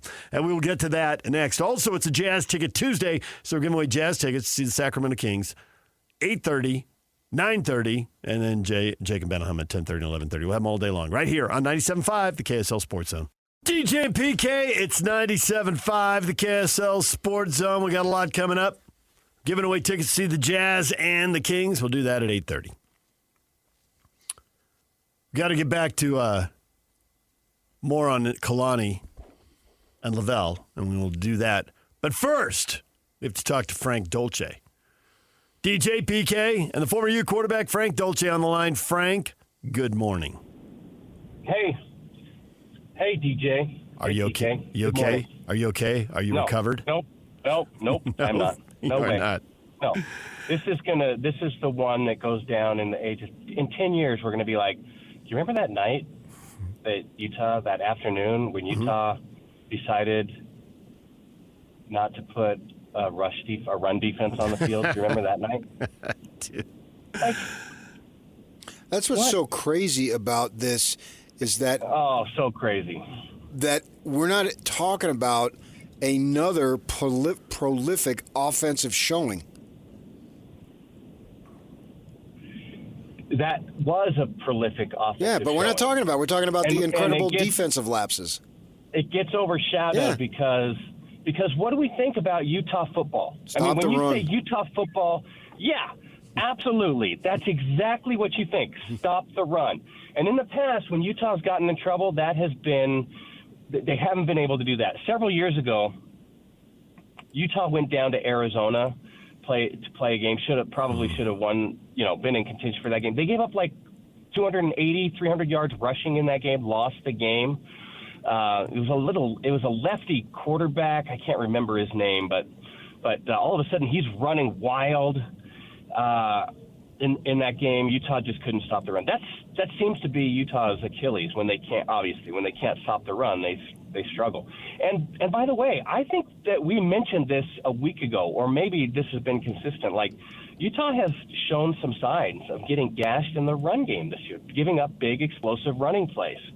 So it was almost shocking to see how Kansas State maneuvered. What's cool about this, Frank, is now you sent DJ on a wild goose chase to find out who that left-handed quarterback was. As soon as you said that, he went right to the typewriter. It was something else he said that did it, but it was, yes. He did send me on it. You did send me on a hunt. I was thinking, for comebacks, I really... prisoner of the moment, admittedly, but I think the best comeback I'd seen, which I think this just topped, they got off the hook against Air Force one year at home. They went touchdown, 2-point conversion, onside kick, long pass to Dyson, and that was in like 2 minutes. I mean, they really, and it was 2 scores just like this.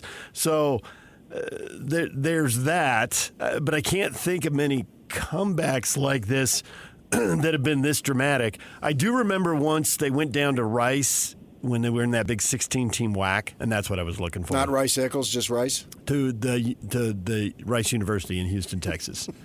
And they lost 51-10. And I don't know what they gave up for yardage in that game, but Rice had the option, and they couldn't stop it, and that was a one-time, and I mean, you can count them on one hand, where I saw Kyle Whittingham absolutely perplexed, like, how did that happen?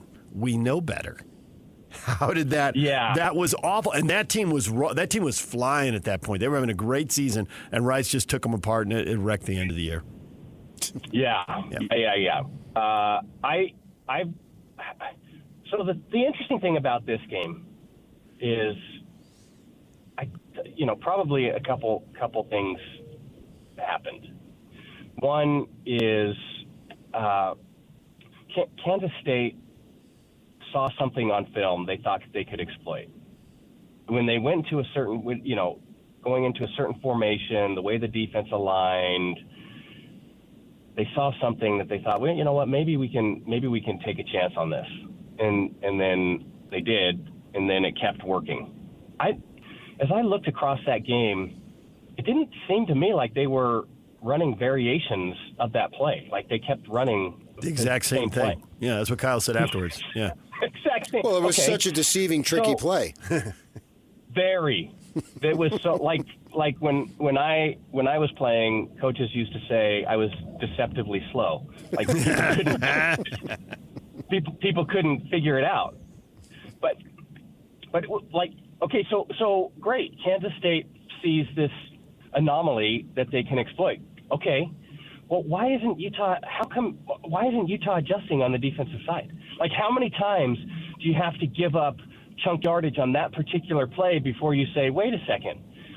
And when they 14, do this, 14 times. When they go into this alignment, then we're going to shift this. You know, maybe we're going to say we're going to give up something else, but we have to stop this. So that was the thing that was really perplexing is, okay, they run this play, Utah keeps getting gashed. Wait, where's the adjustment? I didn't see that, and maybe I did. Maybe I'm overstating it, but that seemed like a big. The adjustment came at 47-44, Frank, because they gave up the long touchdown run after the fumble, and then there's a 2-point conversion, right? And at that point, I'm 100% sure they're going to lose that game. As soon as Dampier fumbled the ball, they're doomed. They're going to run this right in, and then it's over, right? And by the time you get down on the field, because we were just looking for the elevator, by the time you get down on the field, they've already run the 2-point conversion back, and the offense has the ball and they're driving. You're like, oh, I guess I was wrong. Maybe it's not over. But at 47-44, they tried to throw on first down, and then on second and third, they ran that play. And the Utes stuffed it. It's like, why did you stuff it now? You didn't stuff it all day long. And the only answer I could come up with is, well, because you had to win the game. Maybe they just won so big for so long, they weren't focused. I don't know. I can't explain it. But they had to be focused then, and they were, and they got the stop they had to have.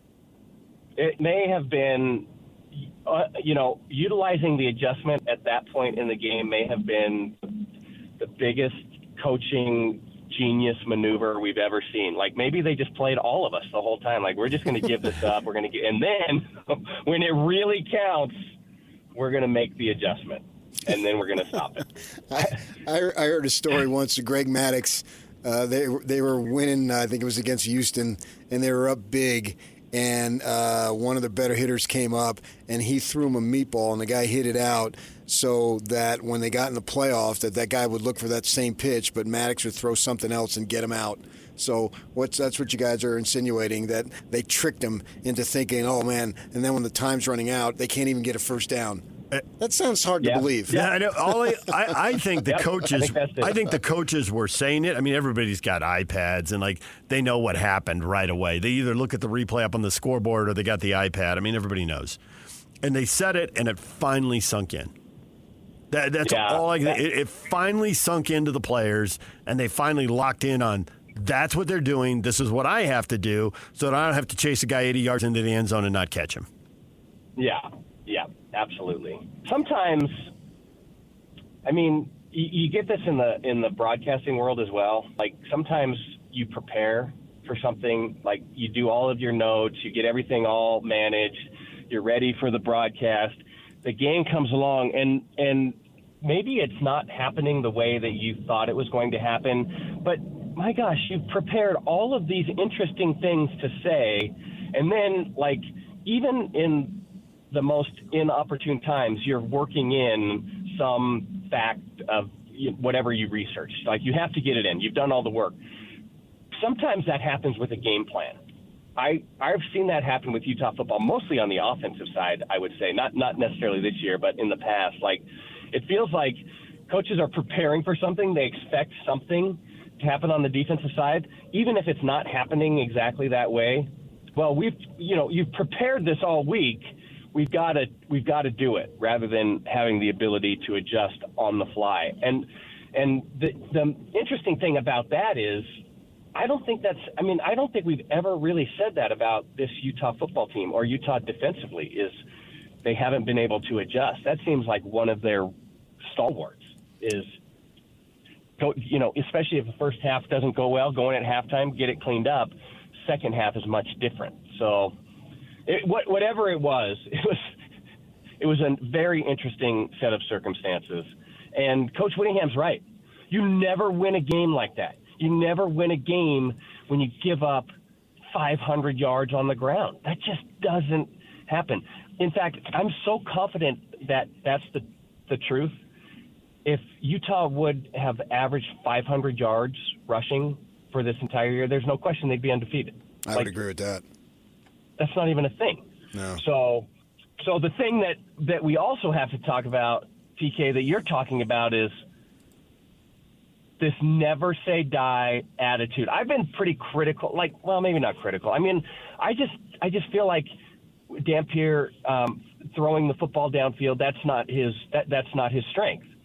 But if you take that piece and all of the other stuff that he does amazingly well, like on the sidelines, up and down, the game's not over, like the attitude of we're playing until the final whistle and getting everybody engaged on that, even after the fumble, like that's beyond leadership. And so whatever it is, I have to tip my cap to Dampier and his ability to keep that team focused. And the guy's an incredible leader. And I'm happy for him. It was his finest moment. And there had been, I even got, and my neighbor's probably listening, there's been this surge for Ficklin, and I'm on the field, and I get a text from him at the end of the game towards the end of the game when the media goes down, so we're ready for post game, and he said, "Why aren't they putting in Ficklin?" Well, I mean, you've got an experienced dude, and let him go. And there's been this surge for Ficklin almost to the point, well, he'll be the starter next year. It'll be the kid from L.A., Williams and the Huntley thing all over again. And I think Devin Dampier silenced those people who don't believe in him because he was super dynamic. Yeah, he struggled completing passes he should be able to complete in the first half. That's a fact. But he came back in the second half, and he completed passes that he's capable of completing, plus his ability, the dynamic ability that he has in the run game, and that was his finest moment, and that's why he's a starting quarterback for a team that's going to win 10 games. I realize he sat out one game, but still, he's basically the quarterback for a team that's going to be nationally ranked at the end of the season and is going to probably end up with 11 wins. Well, I mean, I don't disagree with that. I feel like Ficklin still has the higher ceiling. I don't think there's any question about that. But if you're talking intangibles, Bert Ficklin would do well to spend a lot of time in the head of Devin Dampier and understanding how that machine works. Because even with all of the talent and high ceiling and athletic ability, if Ficklin can learn the leadership mentality that Devin Dampier has, oh man, he has a chance of being really, really good. So congratulations to Devin Dampier and just that mindset and willing his team to win when it looked like several times it looked like the game was over. There was a throw he made, which I thought was better than he could make. I really think that he's really good inside of 15 yards between the numbers. He's accurate. He zips the ball in there. And that really means, and you know this, because you're dropping back, right? So you're 5 yards behind the line of scrimmage when you let it go, and there's a little bit of a diagonal to that, so it's going a little more. So the ball's in the air maybe 25 yards tops. The 20-yard touchdown pass, Frank, and maybe I'm making too big a deal of this, but he's 5 yards behind the line of scrimmage. It's all the way to the sideline. It's 5 yards deep in the end zone, and he threw it with zip, and it was on the outside shoulder. Simmons had to spin around to catch it, as he should. That's right where it should have been, to throw it away from the defender. Yes. That touchdown pass, he made it 47-44. I think that ball was in the air at least 30 yards, probably closer to 35 yards. Probably some mathematician could tell me. I didn't think he could throw a ball that far, that accurate, that hard. Now, PK's over here right now. This is what he said off the air. It's 100% honest. He's like, oh, come on. Because at 50 yards, we all know that's too much. Did that throw surprise you in the moment, or did you think nothing of it and that he could throw that throw? Well, I would say that throw is more aligned with what Dampier can do in the passing game. And, I mean, it's not like he doesn't have ability. That throw demonstrates it. He does struggle throwing the ball downfield. And there's quarterbacks who have those two different pieces. Like there's guys that struggle throwing the ball underneath or struggle throwing that 10, 12-yard out. But all of a sudden you throw the ball downfield and it's this beautiful, high, arcing spiral right on the outside shoulder. I mean, everything looks magical. So I think it's just that's the portion of the throw game where Dampier excels. And especially if he gets all of the stuff right.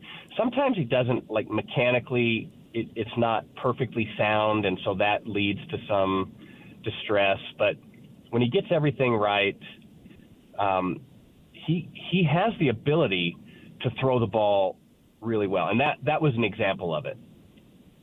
Right. It's just that he's not going to go 32 for 40 for 420 yards. No, I mean, I kept trying to will him into that. Like, come on, Dampier's got to complete 65% of his passes, and they have, I keep trying to will him into it. It's just not his game. Right. Well, and even when it was going poorly in the first half, some of that was on him, but some of it was on his receivers. There's one play in particular. Sure. It was zone, and the guy thought it was man, and he kept running. Yeah. And so the ball was behind him. And you could even cut to him, and he's like, dude, that's the zone. You got to stop right there. If you keep running and I throw it, I'm going to get you blown up. So stop. Yeah. But it made it look like it was a bad throw, and really it was a bad read by the receiver. Yeah. There's a statistic in football. 97% of the time when it looks like a bad throw, it's actually the receiver's fault. Said the quarterback. I read that stat. You read that too? I looked in the bibliography and I saw your name. And 84% of all. Yeah, you can footnote me on that. Footnote Frank Dolce. Yeah. So now if they learn their lesson and they won't be fat and happy and the run defense will look like the run defense we expected and the Utes will go out and handle Kansas Friday. Well, I hope they're dialed in after that performance. That's embarrassing. Like, if I'm Utah defensively, that's an embarrassing effort. And I think it's from top to bottom. And by the way, the architect of that, Kyle Whittingham, I mean, that's not the legacy he wants to leave. That's his defense. He has his thumbprint all over that defense. I know it's Morgan Scalley and his crew running it, but there's a lot of pride up top. And I understand that he was very direct in his commentary at halftime regarding what was happening defensively on the field. So, I mean, I would not be surprised to see that defense very focused on the task at hand, which is Kansas, on the road. And, yes, it's a very winnable game for Utah, but I don't think you can take a different mentality into that game. It still has to be our survival depends on week to week winning games. And so there's nothing past this. There's nothing behind us. The only focus is going and taking care of the Jayhawks. I really think this could be a good week for Utah defensively. Frank, we'll leave it right there. We appreciate it as always. All right, you guys, you're the best. Hey, I hope you both have an amazing Thanksgiving. I'm thankful for both of you. Thank you. We're thankful for you. We're thankful you come on every week and entertain us. Happy Thanksgiving, it's my Frank. pleasure. All right, guys. There's Frank Dolce, DJ, and PK. We'll take a break. When we come back, we'll give away tickets to see the Utah Jazz and the Sacramento Kings Friday night. Have some turkey leftovers and head over and see a game. We'll be looking for caller 12 after the break. Stay with us right here on 97.5, the KSL Sports Zone. Here we go. It all comes down to this for BYU. Beat UCF, and the Cougars will be in Arlington for the Big 12 title game. As BYU looks to keep their dream season alive, keep it locked on a Zone for complete coverage of BYU football every step of the way. Your home for the best coverage of Cougar football is right here on 97.5, the KSL Sports Zone. Okay, all right. DJ and PK, it's Utah Jazz Ticket Tuesday. Good news for you. If you want to go see the Sacramento Kings Friday night at the Delta Center, we have tickets every hour on the half hour starting right now. Caller 12, 801-575-ZONE.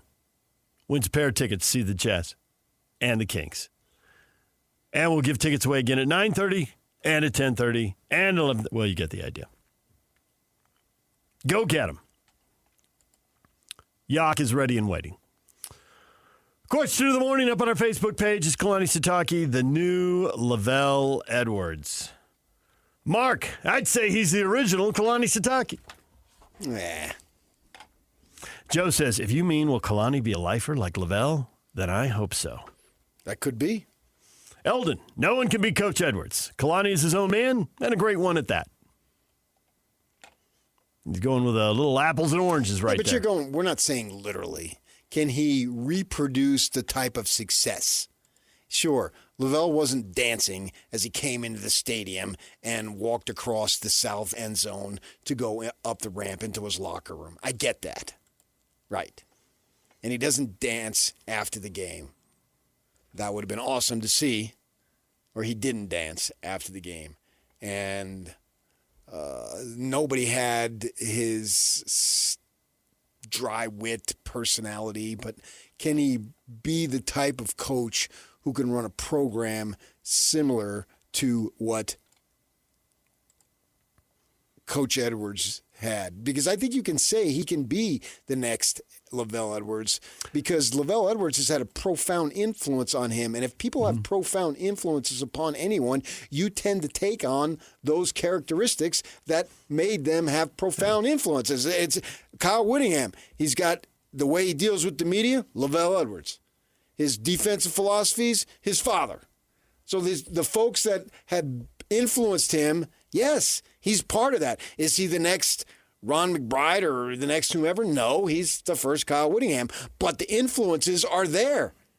Fred Whittingham, Freddie's the son. Fred Whittingham, Big Fred, they called him. Yes, that there's a direct connection between the two in the way he coaches football.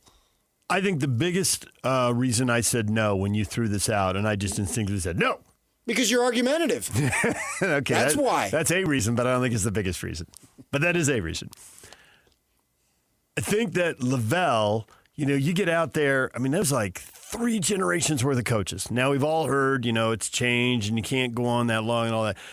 And I get that. And Kalani doesn't have to, literally coach 29 years before he's the next LaVell Edwards. But do you think he wants to do this for another decade? Ooh, I can't answer that with any degree of certainty. Because my immediate response was, no, he doesn't.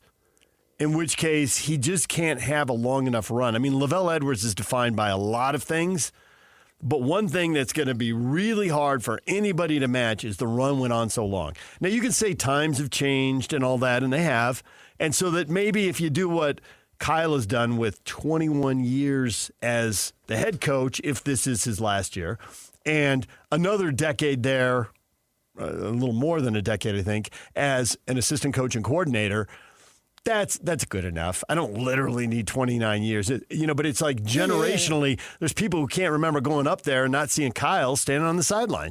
Maybe a younger Kyle, less wrinkles and, but whatever. Oh, you think he has wrinkles? Yeah, he's got a couple. I want you to tell him that. I was going to say something else. See how that goes over. I didn't want to say what else I was going to say. Can I see Kalani Sitake coaching at 60? I can. Because then if he does that's that. 20 years. He's 10 years, he's 50. And I assume that he keeps winning like this because you don't get to stay if you don't keep winning like this. Of course. But if you keep winning in this ballpark. I don't know if he's going to win like this. 21 and 10 may be 24? high. I know. And 10 and 11 win seasons may be high, but they better be 8 and 9 win seasons because you don't get to stick around that long if you crank out a bunch of 5, 6, and 7 win seasons. So, and if you look at LaVell, he didn't win at the same clip the last 10 years that he did in the heyday of the late 70s and early 80s. And partly that was the schedule got tougher, and partly that was the conference got better. And partly here's another People thing. People knew how to defend it more. Right. And here's another thing is LaVell had to deal with a lot of changes on his coaching staff, and he eventually settled on a group of guys who were there a long time, but he did go through significant change. Everybody was there. It's before you and I, but everybody was there says like Doug Scoville was awesome, and he was a big part of LaVell's success. And he left, and they kept having huge success. So you lose someone that valuable and you adjust. Now, if Kalani stays there, he's going to go through that. He's not going to have Jay Hill and A-Rod here forever. No. But he's basically 2 defensive coordinators and 2 offensive coordinators in a decade. So let's see if he can sustain this when inevitably has to change. That many. I don't think. No, it's not that many. It's been fairly consistent. But that's the point. He'll have to deal. He may have his Mike Holmgren, someone who comes through here. They'll be fine in that way, because in my conversations, intense conversations with the assistants, is that they love working for him because he allows them so much freedom to do what they want. They feel extremely valued. Now, the salaries have gone up, so they're well compensated. And if you're looking at the 2 coordinators, they're also from here, which means their kids are here. And, all these things make it harder to leave, but not impossible. You never know. Right. What's going to go down the road. So I can see him coaching, because I think he really enjoys the influence he has upon, the positive influence that he has upon young lives. He needs to be in a situation where he is dealing with people, because he is the ultimate people person. He was that. I covered him as a player. Literally, I covered him as a player, as a beat writer. Yeah. And that's who he was as a player, and as an assistant coach. His wife, himself, they would talk to you. They would just want to be your friend, and I can see him doing something else, maybe in athletic administration, where he could have that influence. But at the same time, I could see him coaching because he enjoys it. He's just a give and take kind of guy. He loves give and take. He loves communicating. And it doesn't seem like it's bothering him. I think he's getting, to his credit, I don't think there's any question he's getting tired of, well, should you pile it on? Our boy right over there asked it on Monday. You're going to put in the reserves when you kick the crap out of them? Have you watched me? What you said. Have you watched me coach? Have you watched me coach, Jake? It's got to be on the record. Right, but he's not going down that road. He doesn't want to talk about blowing teams out, but yet he's shown patience because the question has been asked to him 40 different ways 100 times. And he's going to let the chips fall where they may. And as I said yesterday, you know where you can go, that committee, if they don't put in an 11-1 BYU team. That's a joke. It's a joke to the conference. And I can't believe Mark Harlan wouldn't be fighting for that, because it's his conference and his team very well could go 11-1 next year. Who knows? If not next year, the year after. They're all in the same boat. Yeah, right. So he's representing a bigger situation than the University of Utah, and he knows that full well. And so Kalani's handled this with grace, and he doesn't want to talk about it, and he just wants to keep task on. And it's hard to argue because the results are there. You could be the weirdest, most different dude, which some people say Bronco was, but when he's winning 11 games, 10 games, 11 games, be as weird as you want. There's no doubt about that. We could get 50 examples across coaching, multiple sports, college, pro, probably high school for that matter. Right. Yeah. And so Kalani doesn't want to go outside of, hey, humble, hungry, blah, blah, blah. You know, I just want to, I don't know if we're going to win the game like that, blah, blah, blah. And so he's not going to go with the style points. And the fans can get all frustrated all they want, but you're 10-1, and you're a double-digit favorite at home to go 11-1. Come on, man. What more could you possibly want? I just think that from years of watching games and talking to people like Riley Jensen, who does this for a living, I think for him to vary from that message now, when it's clearly working with a bunch of 19 and 23-year-olds and whatever, it's working. Don't change it. That's what they – and you could have this realistic thing about you need these style points to do whatever and all that, but he's the coach, and he can't put that in the minds of his players. He couldn't – he shouldn't. It doesn't matter what he really thinks or what he and A-Rod and Jay Hill and K-Pop talk about whenever they're sitting in a room. It's just the four of them. But, man, when they go out and talk to those players, can't put that in their mind. The humble and hungry thing is resonating. It's producing results. Whatever. Stay on that message. Right. Why would you change? You'd be a fool to change. 100%. So I think that along the road that he's going, he won't be the same, but he can. The point is, can he carve out the same legacy? I think it's possible. Oh, if you go from has he to can he, then can he? Yes, he can. If he wants to. I think to do that, you have to do it for a long time. And everybody we hear doing this is like, I can't do it for that long a time. But, there was a time Kyle Whittingham turned 50 and said he wasn't going to be coaching when he was 60, and now here he is at 66, so people get to change their mind. If he goes 55, that's 15 years. That's plenty. Oh, so you think another 5, he could have that kind of... In terms of if he can create the type of legacy that LaVell Edwards created. LaVell Edwards will always be the original. You can't replace the original. Right. It doesn't matter. Which is part of the reason. And that's part of the reason I said no. But can he have a similar type of legacy? Yes. If he wins like this for 5 more years, then you're right. He'll have quite the legacy. Yeah. If he keeps trucking along at 10 or 11 Kalani Sitake Field at LaVell Edwards Stadium. Brought to you by Maverick. Now, somebody put that in there about having the field. Oh, here it is. Tony, the time and season that Kalani is coaching, 100 times harder than when LaVell coached. No disrespect to LaVell. Kalani is 10 years away from having the field named after him. Yeah. And Hector hits it with love LaVell, but spot on.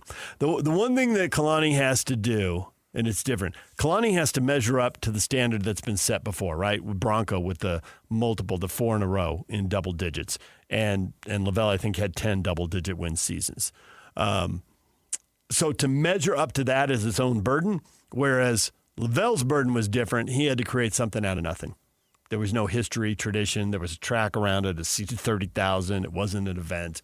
That's why he'll always be the original. Pressure. Right, yeah. So that's where it's total apples and oranges. And he joked that he figured he'd be fired in a few years. He did 3 years. And every time they won a conference title, he thought, I got 3 more years now.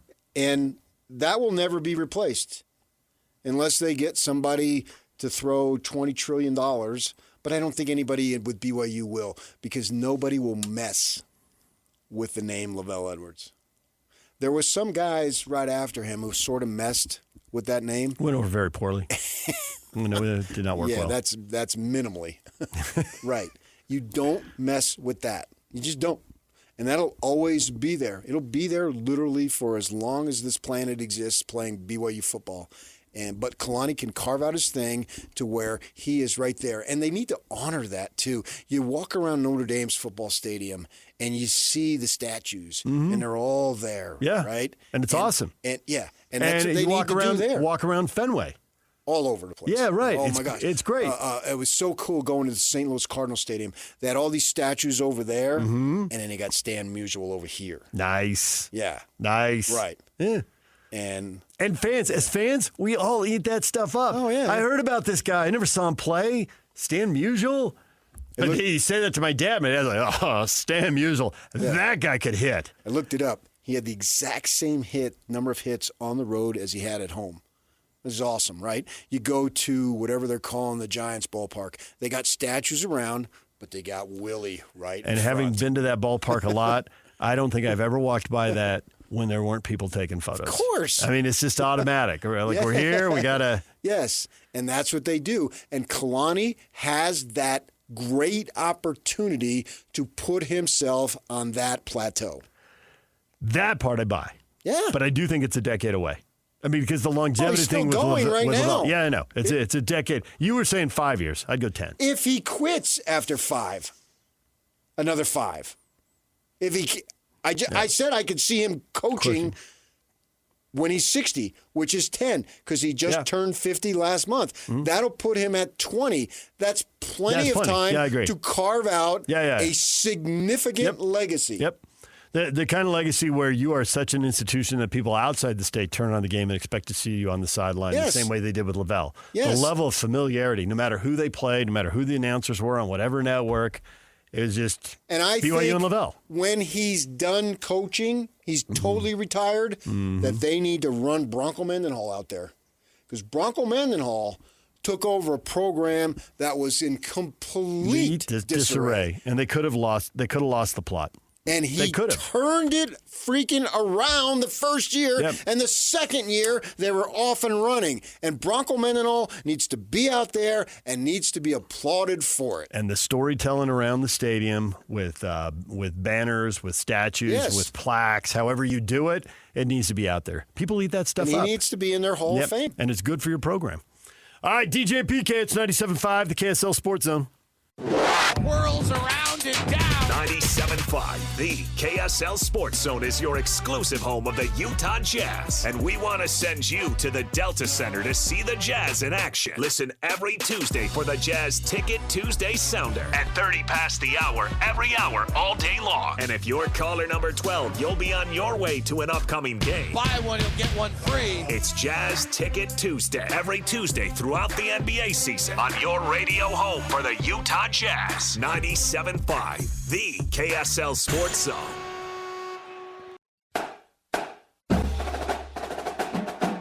The John Watson Northern Utah High School Player of the Week Award goes to Ridgeline High School quarterback Nate Dolly. He completed 16 of 20 passes for 270 yards and 4 touchdowns, ran for 30 yards and an additional 3 scores, and the Riverhawks 56-0 shutout of Green Canyon to win the 4A state title. See why new and used car buyers give John Watson Chevrolet more 5-star reviews than any other Chevy dealer in Utah. John Watson Chevrolet, your 5-star Chevy dealer. Well, hello, Dolly.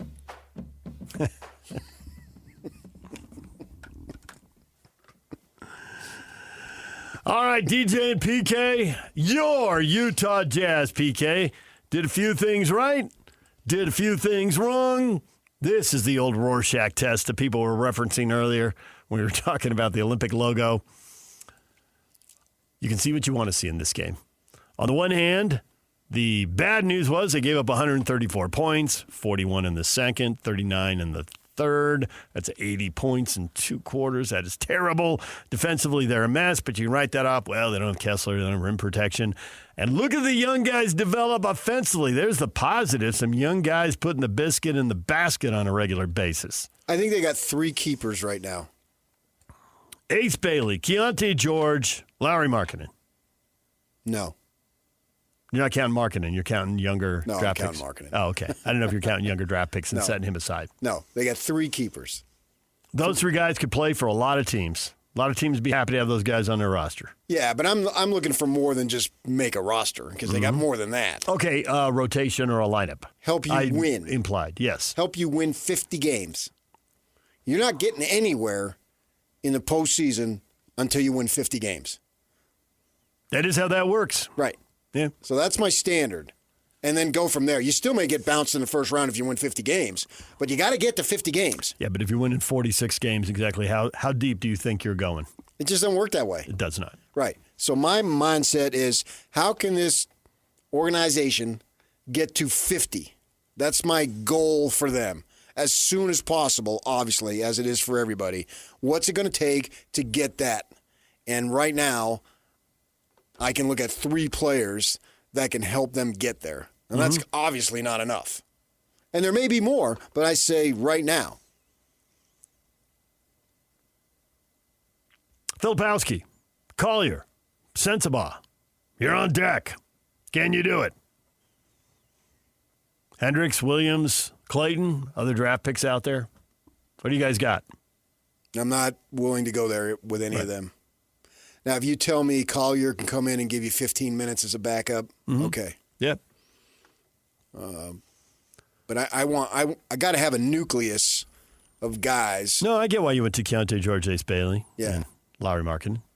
Those are the guys who seem capable of scoring it. So it is an offensive game. You can't really play guys out there who can't score it. That's my starting point, and which then means they've got a long way to go. Fact. And what I'm very much hoping for, I'll be the first to admit, So does Kessler count as 4 when he's back next year? Assuming he signs the extension or they match whatever he gets offered? I got to see. Yeah. This time next year, I may say but not right now. I'd be really surprised if they don't match whatever he is offered. I know, but now he's got this injury. How's he going to come back? And you're going to miss the whole season. You just don't blow off a whole season-ending injury. I want to see. If he was on the track that he was and picked up And he had been in the few that he played this year. I'd probably there's no doubt I'd put him in there. But right now, he's kind of off to the side. That he is. Right. He's on the shelf for the rest of the year. And so by Thanksgiving next year, when we're sitting here, I say they got 4. And I want to say they have 5 because I'm hoping that they get that draft pick. And I'll be the first to admit, man, I'm hoping they lose every game. They have. I looked at the schedule and saw like these next 4 games, maybe they can win a couple. I hope they lose all 4. And then after that, they are going to be underdogs every night the rest of the year. Calendar year, not season. No, I do want to have – they got to have some success. So it's not like I want them to lose every game. I get that. You can't take the hope away from them. You got to give them a little positive feedback every once in a while. But take a look during the break. We'll talk about it in the 9 o'clock hour and see how many wins you see out there. But I want to see what I saw Sunday night. Sunday night, Laker game, 108-106. Hit some big shots to set up a big shot, but then missed that one. Whew, thank goodness. Yeah, exactly. Hey, Lowry, don't be hitting too many in a row here, huh? Right. Leave one short, and he did. Yeah. All right, DJ and PK, when we come back, he covers UCF. UCF is coming to town to face BYU. It is senior day in Provo. We'll talk with Matt Murschel, UCF and college football writer for the Orlando Sentinel right after the break. Stay with us. Join Hans and Scotty at Tim Dahle Nissan Southtown today from noon to 3. 11155 South Jordan Gateway in South Jordan. Tim Dahle, home of the Forever Warranty. DJ PK, we're joined now by Matt Murschel, UCF and college football writer for the Orlando Sentinel. Matt, good morning. Good morning. How you guys doing today? We are doing well. Here it is, Game 12. It seems like just the other day we were talking to you on a spring football tour and summer camp, anticipating how this season would go. Has it gone largely as expected for UCF? I think yes. I mean, when we began the season, I thought to myself, if they got to 5 wins, 6 wins, that was probably going to be a pretty good season for them. Based on what we saw in the off season, having 70 new players, dealing with a new coaching staff, coming into the Big 12, especially a coaching staff that in many cases the guys hadn't been coaching for a while, and Scott Frost, head coach. So, I think this is kind of how it went. Now, there were opportunities for them to maybe steal a game here or there, but it just didn't happen, and injuries have come up and things like that. But otherwise, this is probably where I thought they'd be. Some fans would have liked to see more, but again, I think this is what you'd expect from a year one. What do you think that Scott Frost did the first time around when he had such great success can be translated to have him do it again this time?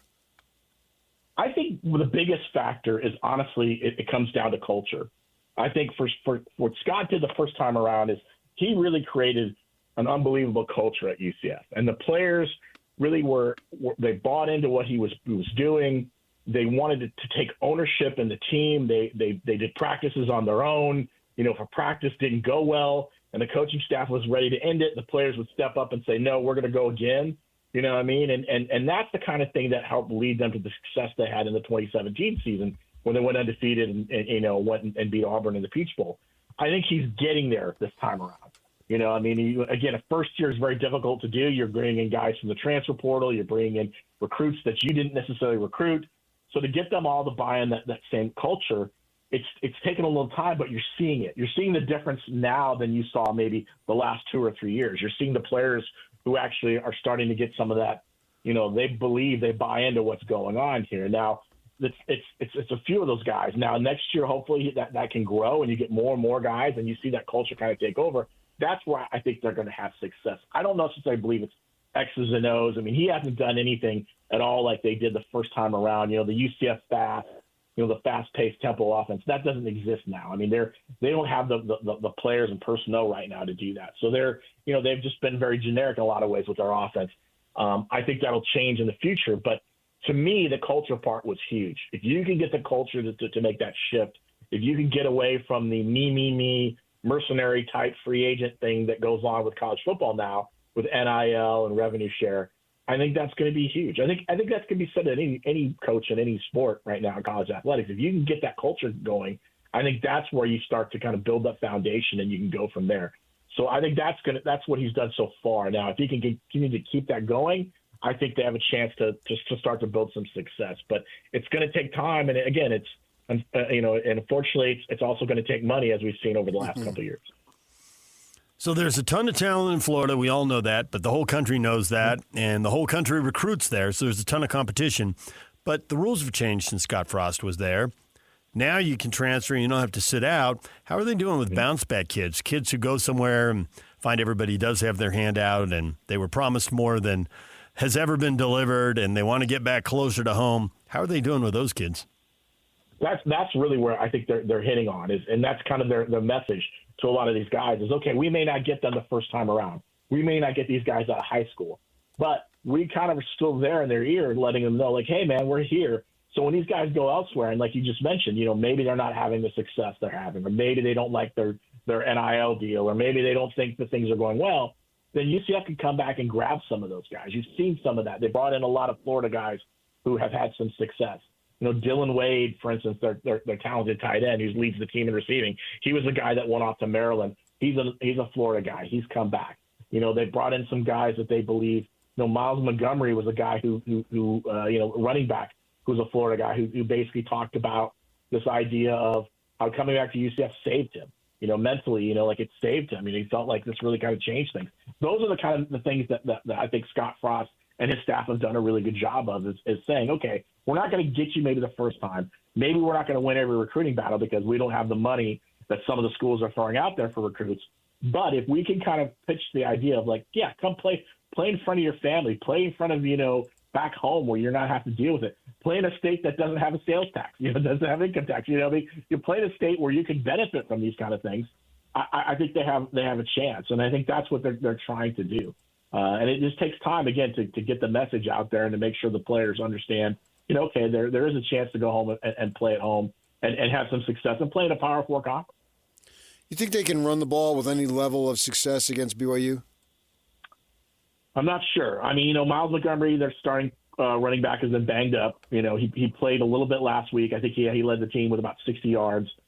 He's getting better. He was banged up. Jaden Nixon's done a good job. Jaden is more of a explosive type back who, you get him out on, if he can find a hole in the line, he can really kind of take something and turn a 2-yard run into a 12-yard run or a 40-yard run. I think their offensive line has to play better, and their offensive line is banged up. I don't know about BYU. I haven't gone that deep, but this is as beat up of an injured of a team as I've covered at UCF. They're down to 2 quarterbacks. Their offensive line is missing 2 starters. They've had multiple injuries, guys gone on the defensive side. They're just trying to fill holes. So I think they'll try to run the ball. Obviously, they'll try to mix it up a little bit. They need to, because Taven Jackson really can't just sit in the pocket and throw the ball 40 times. That's not his game, and it's not what UCF wants to do. And I think if they get to that point and they become one-dimensional, I think it's going to be a long day for them. Jackson has 8 touchdowns and 8 picks. I see 5 different quarterbacks on the stat sheet. 4 of them have thrown interceptions. They have more interceptions than touchdown passes as a team. So if we're looking for problems, is that problem number 1 after, I guess, the O-line injuries? Yeah, I think the quarterback situation didn't go anywhere near what they would like to. This has been it's not just a Scott Frost problem, by the way. This is something UCF has struggled with over the last couple of years. They've had issues at quarterback. Last year, they used 4 different starters.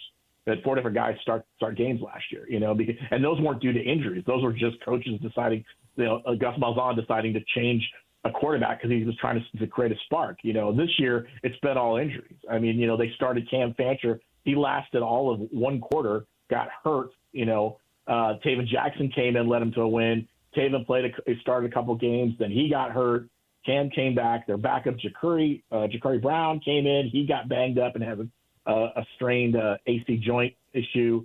The only one that I don't think has been hurt is Dobby Belfort, who's the 4th stringer, and he's right now the backup to Taven Jackson. So it's been an unbelievable, thin group. And I think one of the things I've asked Scott about is, how do you build consistency on the offense if you've got guys coming in and out? And that's been the biggest issue is they just don't have guys who have been 100% healthy that can go through week in and week out and build that consistency on offense. And then plus, when your offensive line is thin and you're bringing in different guys at different spots, it can be challenging as well to try to get guys to find some to find some consistency. Taven told us after the game on Saturday that he's been dealing with knee issues, most of the season. And, he's still going to play, but, you can clearly not 100%. And I think some of that has led to some of the interceptions as well, because I think he's trying to do a little bit too much because he feels like he needs to. They had lost 6 out of 7 going into Oklahoma State, and thank goodness for Oklahoma State if you're playing them, because everybody gets better when you play them, because they're just shockingly how good they were and how bad they are now. So they get that win barely, but they get it. Did that give them any form of momentum to provide incentive to let's get to 6 and get bowl eligible? Yeah, I think they still feel like there's an opportunity here. Again, it's it's going to be a huge challenge. But there's no one we've spoken with so far this week that has given us any. You get the impression that they're just mailing it in. This last week, I think they feel like they'd like to have an opportunity to play one more. To get a win and play in a bowl game. Getting to a bowl game would be huge for this program, just because of the fact. Not a lot of people thought they would be that spot. It also has a financial implication. Scott Frost, if they get to a bowl game in his first year, he gets an additional year to his contract, and it's a $5 million year. So there's a financial benefit if Scott gets his team to a bowl game. The challenge really for UCF in my mind, and I've written a little bit about it, is that they've been putrid on the road. They've lost 8 straight games. They've looked it's almost like a different team when they get on the road. They haven't figured out a way to win on the road. They haven't won since last season. I think in early September, they beat TCU by 1 point, in Dallas. And they've struggled on the road, especially the last couple of games. They got blown out by Texas Tech, but who hasn't been almost? And then, they really had a chance. They thought they got a chance at Baylor, and they were embarrassed at Baylor, 30-3. So, that's the issue is, can they go on the road? Can they find a way to win? We've asked them, the coaching staff and the players, what can you do differently? They just talk about, trying to fix things in practice, trying to get more energy. I think for them, if they can come out and try to get try to get things going faster and maybe try to take advantage of some things, I think it'll help them. But they got to figure out a way to win on the road, especially in the Big 12, because that's something that's the only way you're going to find a way to be competitive is if you have to win away from your home. 0-4 on the road this year. The one time they looked, the final score anyway looked decent, was at Cincinnati. It was 20-11. Yeah. So at least that's somewhat representative. So when they play well on the road, what do they do? What is this potential strength or strengths that they can lean into? Because they're huge underdogs, obviously, at BYU.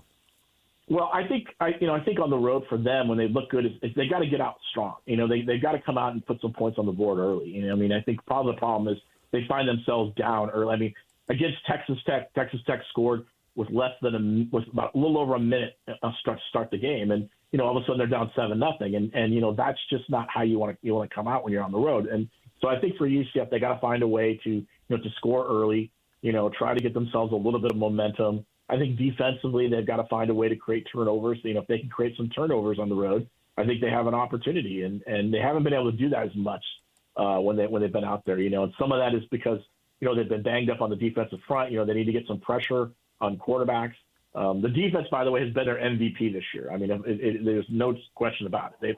The defense has kept them in a lot of games and has really kind of helped them out. So defensively, they got to find a way to be disruptive, and they got to create turnovers. And I think if you can do that, and then offensively, if you can kind of grind out some, 8, 9, 10 play drives where it takes 3, 4, 5 minutes, I think you have an opportunity to do some of those. And you got to take care of the football. Taven Jackson has thrown at least one interception in the last 4 or 5 games. And that's something that isn't going to help you at all. You got to find a way to not create turnovers. You got to run the football. You got to mix things up. And, so that's where I think if they're going to have any chance to win on the road, they're going to have to find a way to get out there early, maybe to take the crowd out of it and not to get sucked into, some of these venues. I think that's part of it is, for some of these guys, they've never played in these kind of venues. They've never played in Waco. They never played at, in a venue like Texas Tech. They've never played anywhere near the size of maybe of LaVell Edwards Stadium. So, that's where they kind of get caught up a little bit. So you got to get them out of that mindset early. Obviously, we're expecting BYU to win, and if they win, they get the opportunity to go to the Big 12 title game, and we're expecting Texas Tech to be there, and we're probably expecting Texas Tech to win. So follow me through the scenarios that I just put out there, and let's just go for argument's sake that the game is far more competitive between BYU and Tech than it was when they played in Lubbock on whenever it was a few weeks back, right? And so with that in mind, you got a competitive game against what I think clearly, obviously, is a top 10 team, maybe a top 5 team. And so BYU finishes 11-2 and plays Tech competitively. If they don't get into the playoff, I think that's a serious blow to the Big 12 to have an 11-2 team. And I know you're only supposed to look at this year, but they also went 11-2 last year. So with that type of glossy record and still not get in, if that were to happen, how big of a deal do you think it is and a negative for the Big 12? I think it's a big deal. I mean, at some point, you're going to, if you're Brett Yormark, at some point you got to keep making the case that, you want to get multiple teams into the college football playoff. Yes, we know the SEC is going to get a few teams. Yes, Big Ten is going to get a few teams in. But on a year when the ACC is probably really, really weak, right? You're not even sure who's going to be in the ACC. I think there's no excuse why you couldn't get, 2 teams in. I think, what hurts too is you got Notre Dame being an independent. Notre Dame can find its way in, depending on what happens. So you're trying to make the case to get 2 teams in. And if it doesn't happen this year, then you really got to start thinking about what's the future of the playoff. I mean, does that mean, okay, maybe that pushes Brett to say we need to expand, we need to go to 16, we need to go to 18, whatever they're thinking, 24, if that happens, because you want to give more opportunities to schools like that. I know it doesn't help this year. It doesn't help BYU this year if that were to happen. But that's something as a commissioner you have to be talking about, because you want to get as many teams as you can in there, because that's just going to showcase the strength of your conference. And Brett has said it the last 2 years that this conference is a conference of parity. But at some point, you're going to need, you don't want just one team. You got to get 2 or 3 in there. You got to start building that, making that case that you've got 2 or 3 really good teams playing, and you want to be able to get them into the playoff situation and see what they can do. And if that doesn't happen, then you really got to take that serious look at what's the future for. What can you do to make this work? Because, it's frustrating. It's frustrating if that happens and BYU doesn't get in. That's frustrating to do 2 years and have that happen. 11 wins and not find yourself in that playoff mix. So I think that's the question that's got to come from this. Now, if BYU gets in, let's say they lose to Tech and they still get in, then, I think they'll still talk about how they can expand the playoff, but I think it's not necessarily as a big of a push. But I definitely know Brett is watching this pretty closely to see what happens, because he wants to see where this is all going to end up and do what's best for his conference. With that in mind, should he pivot then? Because I get why he said, hey, it should be earned on the field, but should he just take the 2 automatic qualifiers? Because they're not going to let you earn it on the field. If BYU loses a conference title game and they're 22-4, and 3 of the 4 losses are to conference championship teams in 2 years, and they still can't get in as an enlarged, I think the message to the Big 12 is pretty clear. Yeah, and I think that's something that Brett's going to have to think about, really hard. And believe me, I'm sure your BYU representation is going to be in his ear about it. I'm sure there's some other schools that are going to be talking to him about it, saying, listen, if we can't get this in, we need to think about, we need to pivot and think about what our philosophy is, because you want to try to get as many teams in. And it's frustrating for schools to put the investment in. And this is now where the college football has changed, because it's an investment now financially. You're putting a lot of money into a program, into a team, and if you're not getting to the goal of the college football playoff, is this how it's supposed to be? We got to figure this out, because why are we making this big investment if it's not going to turn out that we can only get 1 or 2 teams in? And I think that's where Brett's got to sit down and have a hard conversation, because it's easy to say that hypothetically when you're just talking about, okay, yeah, we can get, we'll take this team or that team, but when you start seeing it happen year in and year out, that's when it becomes the challenge. And that's where your members say, listen, it's great and all, but we need to get results here. And that could be where we could see some change. Listen, they're not going to change. They announced yesterday that, they're going to push back the discussion for the possible deadline for to put forth a plan for the future of the college football playoff till January 23rd. Well, that's just convenient, because that opens the door for them to see what happens. If BYU doesn't get in this scenario, that all of a sudden changes the philosophy. You get a chance to see that in person. And I think that'd be something that would definitely make them say, we've got to make a change. The problem they're going to have is we've been talking about changing the playoff for what is almost a year now, over a year now. They haven't come anywhere close to doing it.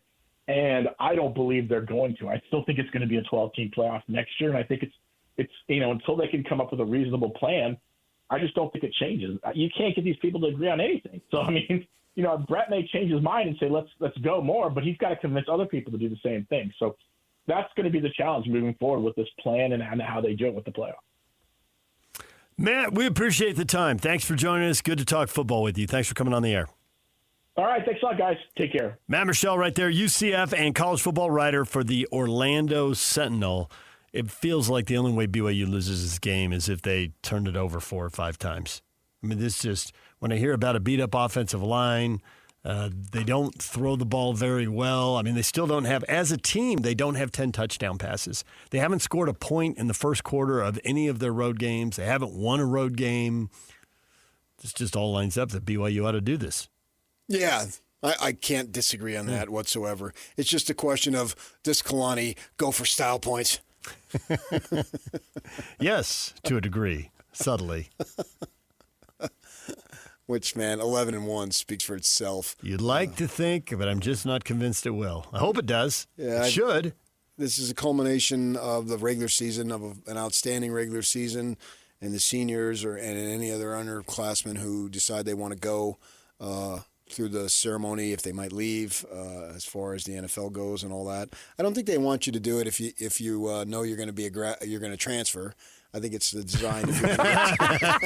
Need to rename it Senior and Transfer Day. If you know you're going to be leaving the university. NFL draft and transfer. Like there you go. Yeah. And the Fano brothers, they went through because I think they're thinking NFL. Correct. And that's okay, but not the hey, I'm out of here. I'm out of here, man. Hey, so I'm there's going to Fresno State. Exactly.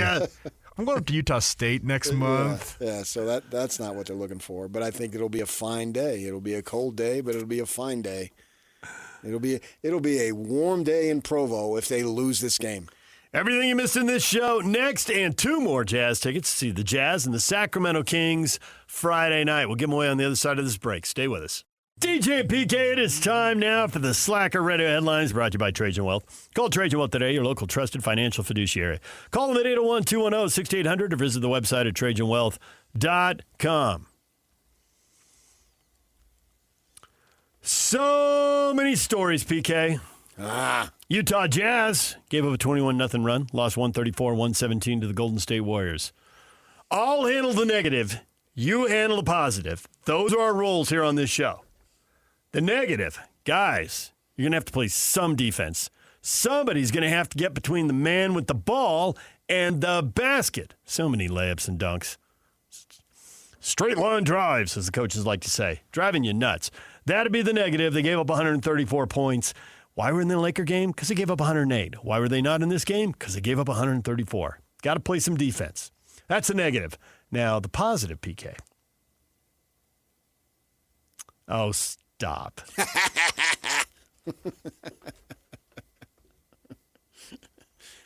If Lloyd was listening, I wanted him to freak out. You can't help yourself, man. The positive. People are waiting for the positive. They got to go to work. I got it. Keontae George continues to look like a player. Markin has already looked like a player, so I'm not worried about that. I don't care that he didn't shoot the ball well one night. Whoop-de-doo. That happens. But George, and statistics have to be there. I get it. But I just love the way he walks out on the floor.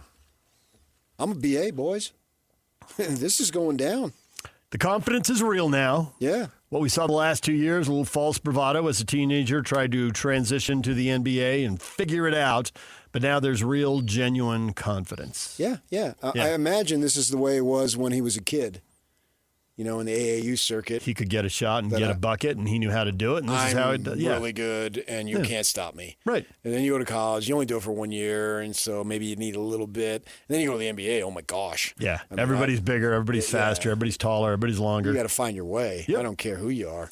And also, we just have to get used to this, way. that everybody at that age is finding their way, whether you're an athlete or not. Right. This is just part of being 19, 20, 21 years old. As I say, Kobe Bryant had to find his way, one of the greatest of all time, clearly. And so in his third season, just barely into it, 15, whatever they got, 18 games, whatever it is, 17, into this third season. It looks like he's making a big jump. And it's literally look. Yes, I get your point. And my wife doesn't watch the games, and she'll watch maybe a quarter or whatever, and she saw the post game, and she didn't see the game, and she saw the post game. I think it was after the Laker game, and she said, "I like the way he's talking." She saw what you saw. I've been seeing it. Yep, she hasn't because she doesn't watch enough, but she picked up on it right away. I watch them all, and it's a good sign because eventually you have to get that, or you're not going to make it. Right. Yeah, and this is another classic third year in the NBA story. There really wasn't anything in the first 2 years, I thought, that looked anything like this, but it's the third year and he's figuring stuff out. Yeah, if there was, he wouldn't have gone 16. Yeah, right. Yeah. Kessler made a big jump in the third year. And there's another guy who didn't go. Well, he wasn't even top 20. Wasn't he 22? Kessler? Yeah. Yeah. Yeah. I think that you have to have the mental aspect of it. And a lot of the mental aspect is the belief in self. And it seems to me that George is putting that package together, and that's exciting. And so is Ace Bailey, and he's doing his first year, not his third. We'll see. That's why he went fifth. Ace Bailey cracks me up. Because he just seems like I'm living a charmed life here. He is. And nothing is phasing me. I'm just going out. I'm not. It's like George was in the NBA, and it was something that he had to get used to. Mm-hmm. Ace Bailey, I'm not even sure if he realizes he's playing in the NBA. I think he knows he's playing in the NBA. But he just seems to be so carefree in that way. Yeah. And that, why play ball? Yeah, what?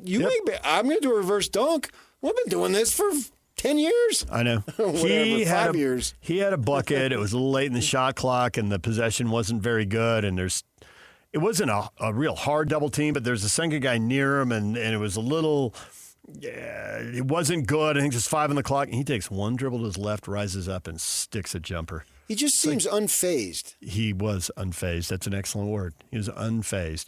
And you wouldn't expect that out of a rookie who isn't, or not even halfway, even a third of the way through the season yet. But nonetheless, he seems to have that, and I don't think he's going to lose it. And I don't know how long before, the pressure and the money and all that, and people tend to go in a little bit of a shell. But he's got a lot of charisma. He's got a lot of positive energy. That's what I'm saying, yeah. And so I hope he doesn't lose that, although the NBA will beat it out of you through sheer exhaustion, if nothing else. Well, right now, it just seems like he's having a time of his life. I think fans are attracted to that. Yeah, I think sure. they think if I were there, I'd be super happy. So I'm glad to see that he's there and he's super happy. And you always talk about connections. You need a connection. And, more than ever, they're inside a walled compound, all professional athletes, and you don't get to interact with them. So whatever brief glimpse you get, and he's a guy who has it on the court, during the game, where you can see it, unfazed. And the longer he can keep that, the better off, because I think the other players feed off it too. There needs to be some fun in all of this, and all the money and the trades and the bitterness and it's my shot. I got to get my shot to get my contract and all that. It's good when there's some real joy and fun out there. Yeah, and that's something that I think all of us can be excited about, is to watch him. Pistons won their 13th in a row, 122-117. They broke the record held by two teams that both won championships. So Pistons are getting into rarefied air. Keep your eye on them. I will. I told you. My family. wife has extended relatives there. Yeah. And so I have a right to be a hardcore Pistons fan. Do you text with them during games? No. Perhaps you should start. Yeah, it's so football-oriented. Yeah, I know. You can get after the first of the year. Yeah. But a little something about 13-game win streak. Just kind of set the table. Get it started. You may need it in January and February. I was surprised to see the Lions, who are a solid 7-4. If the playoffs started today, they would miss. Of course, the playoffs don't start today. But nonetheless, they have some work to do. So the football season might end early in Detroit. Surprised to see them at 7-4, 8th in the NFC. Yeah, the colleges. Yep. That's huge there. They're one of the areas where it's both are big. Mm-hmm. One of the few. Yeah. Michigan's huge, and the Lions are really important. Yeah. Michigan's got the game this week. The other NBA news, the minority owners of the Phoenix Suns are taking the majority owner, Matt Ishbia, to court.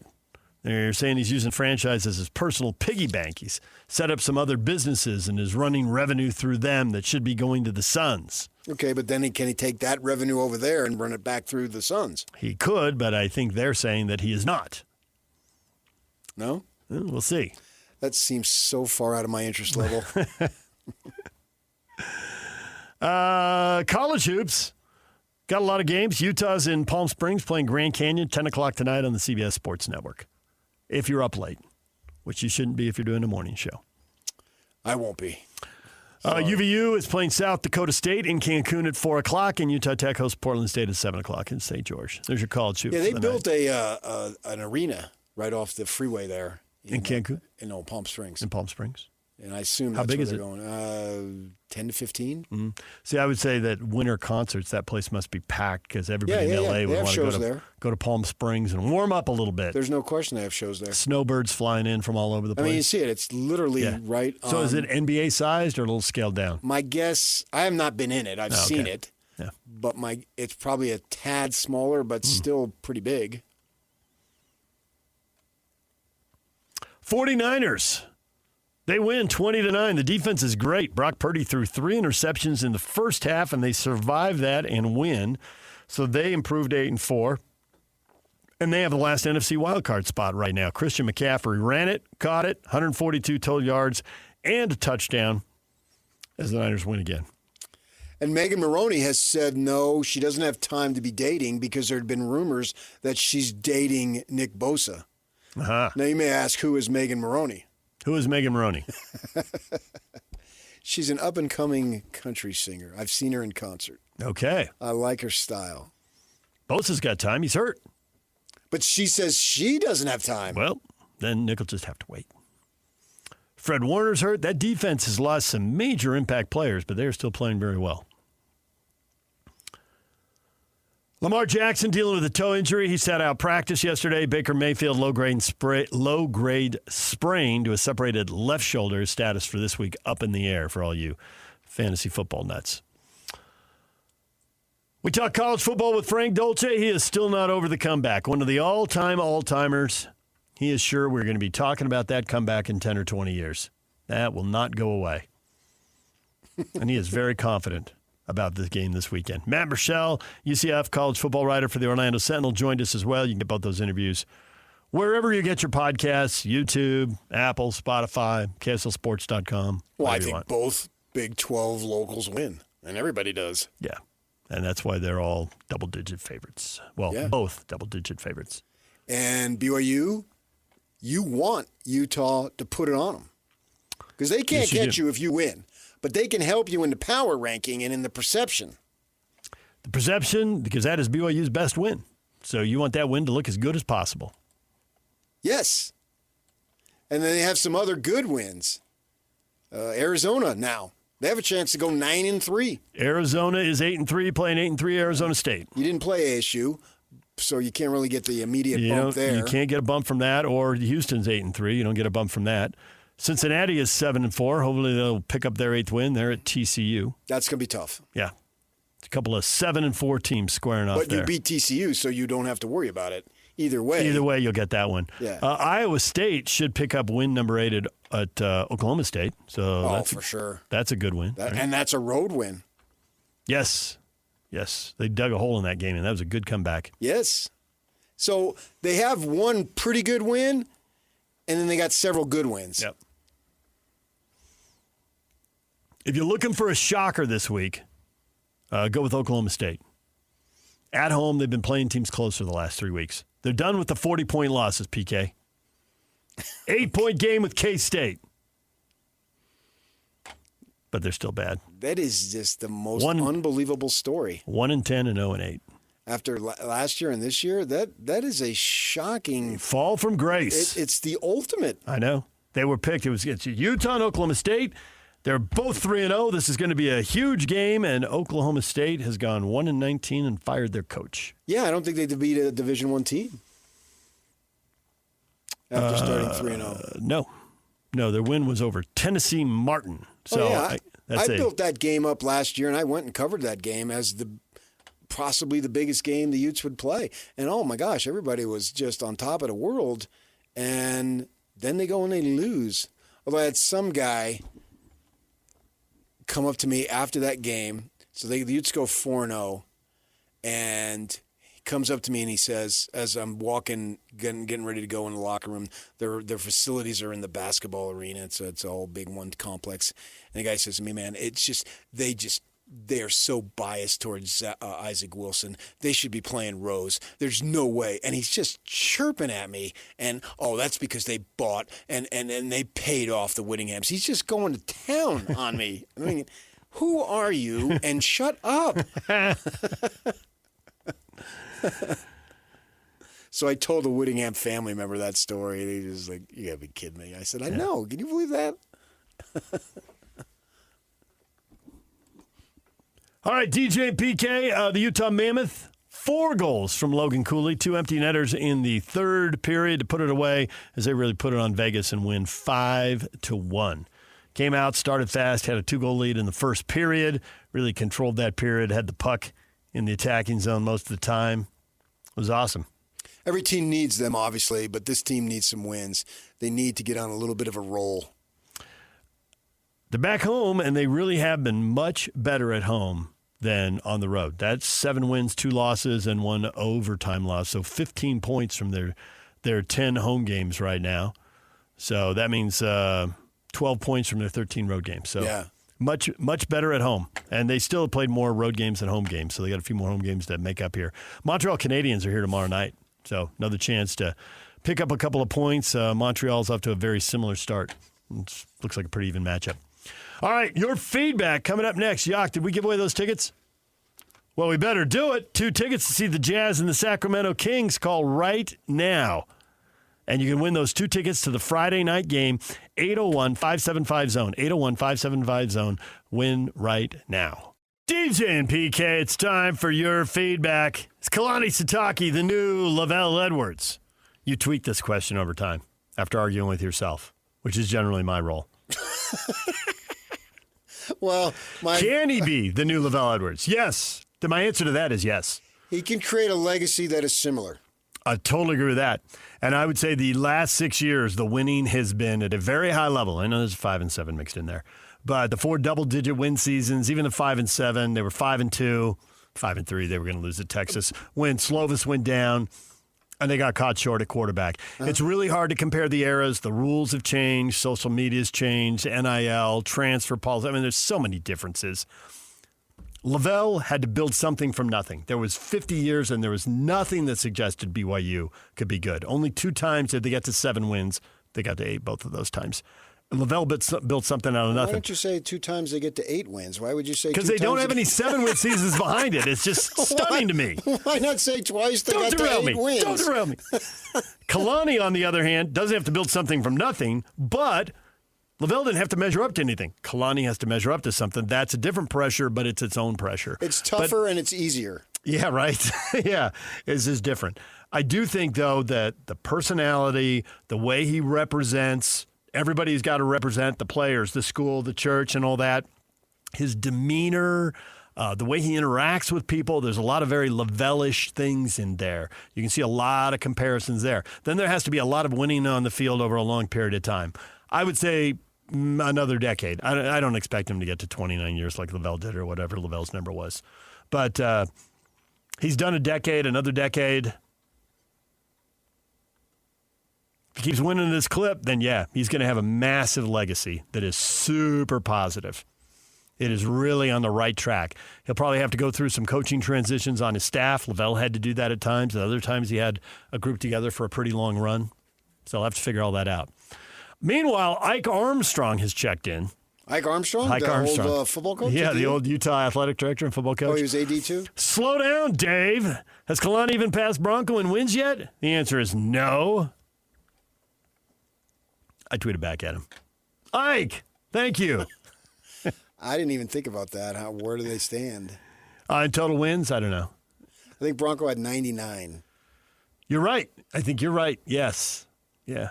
And I would bet that Kalani is around 80, but I don't really know. It's getting close. There he goes. Here I go. I got to know. I got to know. Can't be close. People want to know. 82 wins. All right. We're out of time. Jake and Ben are next. They got Jazz tickets to give away. Stick around at 10:30 and 11:30 right here on The Zone.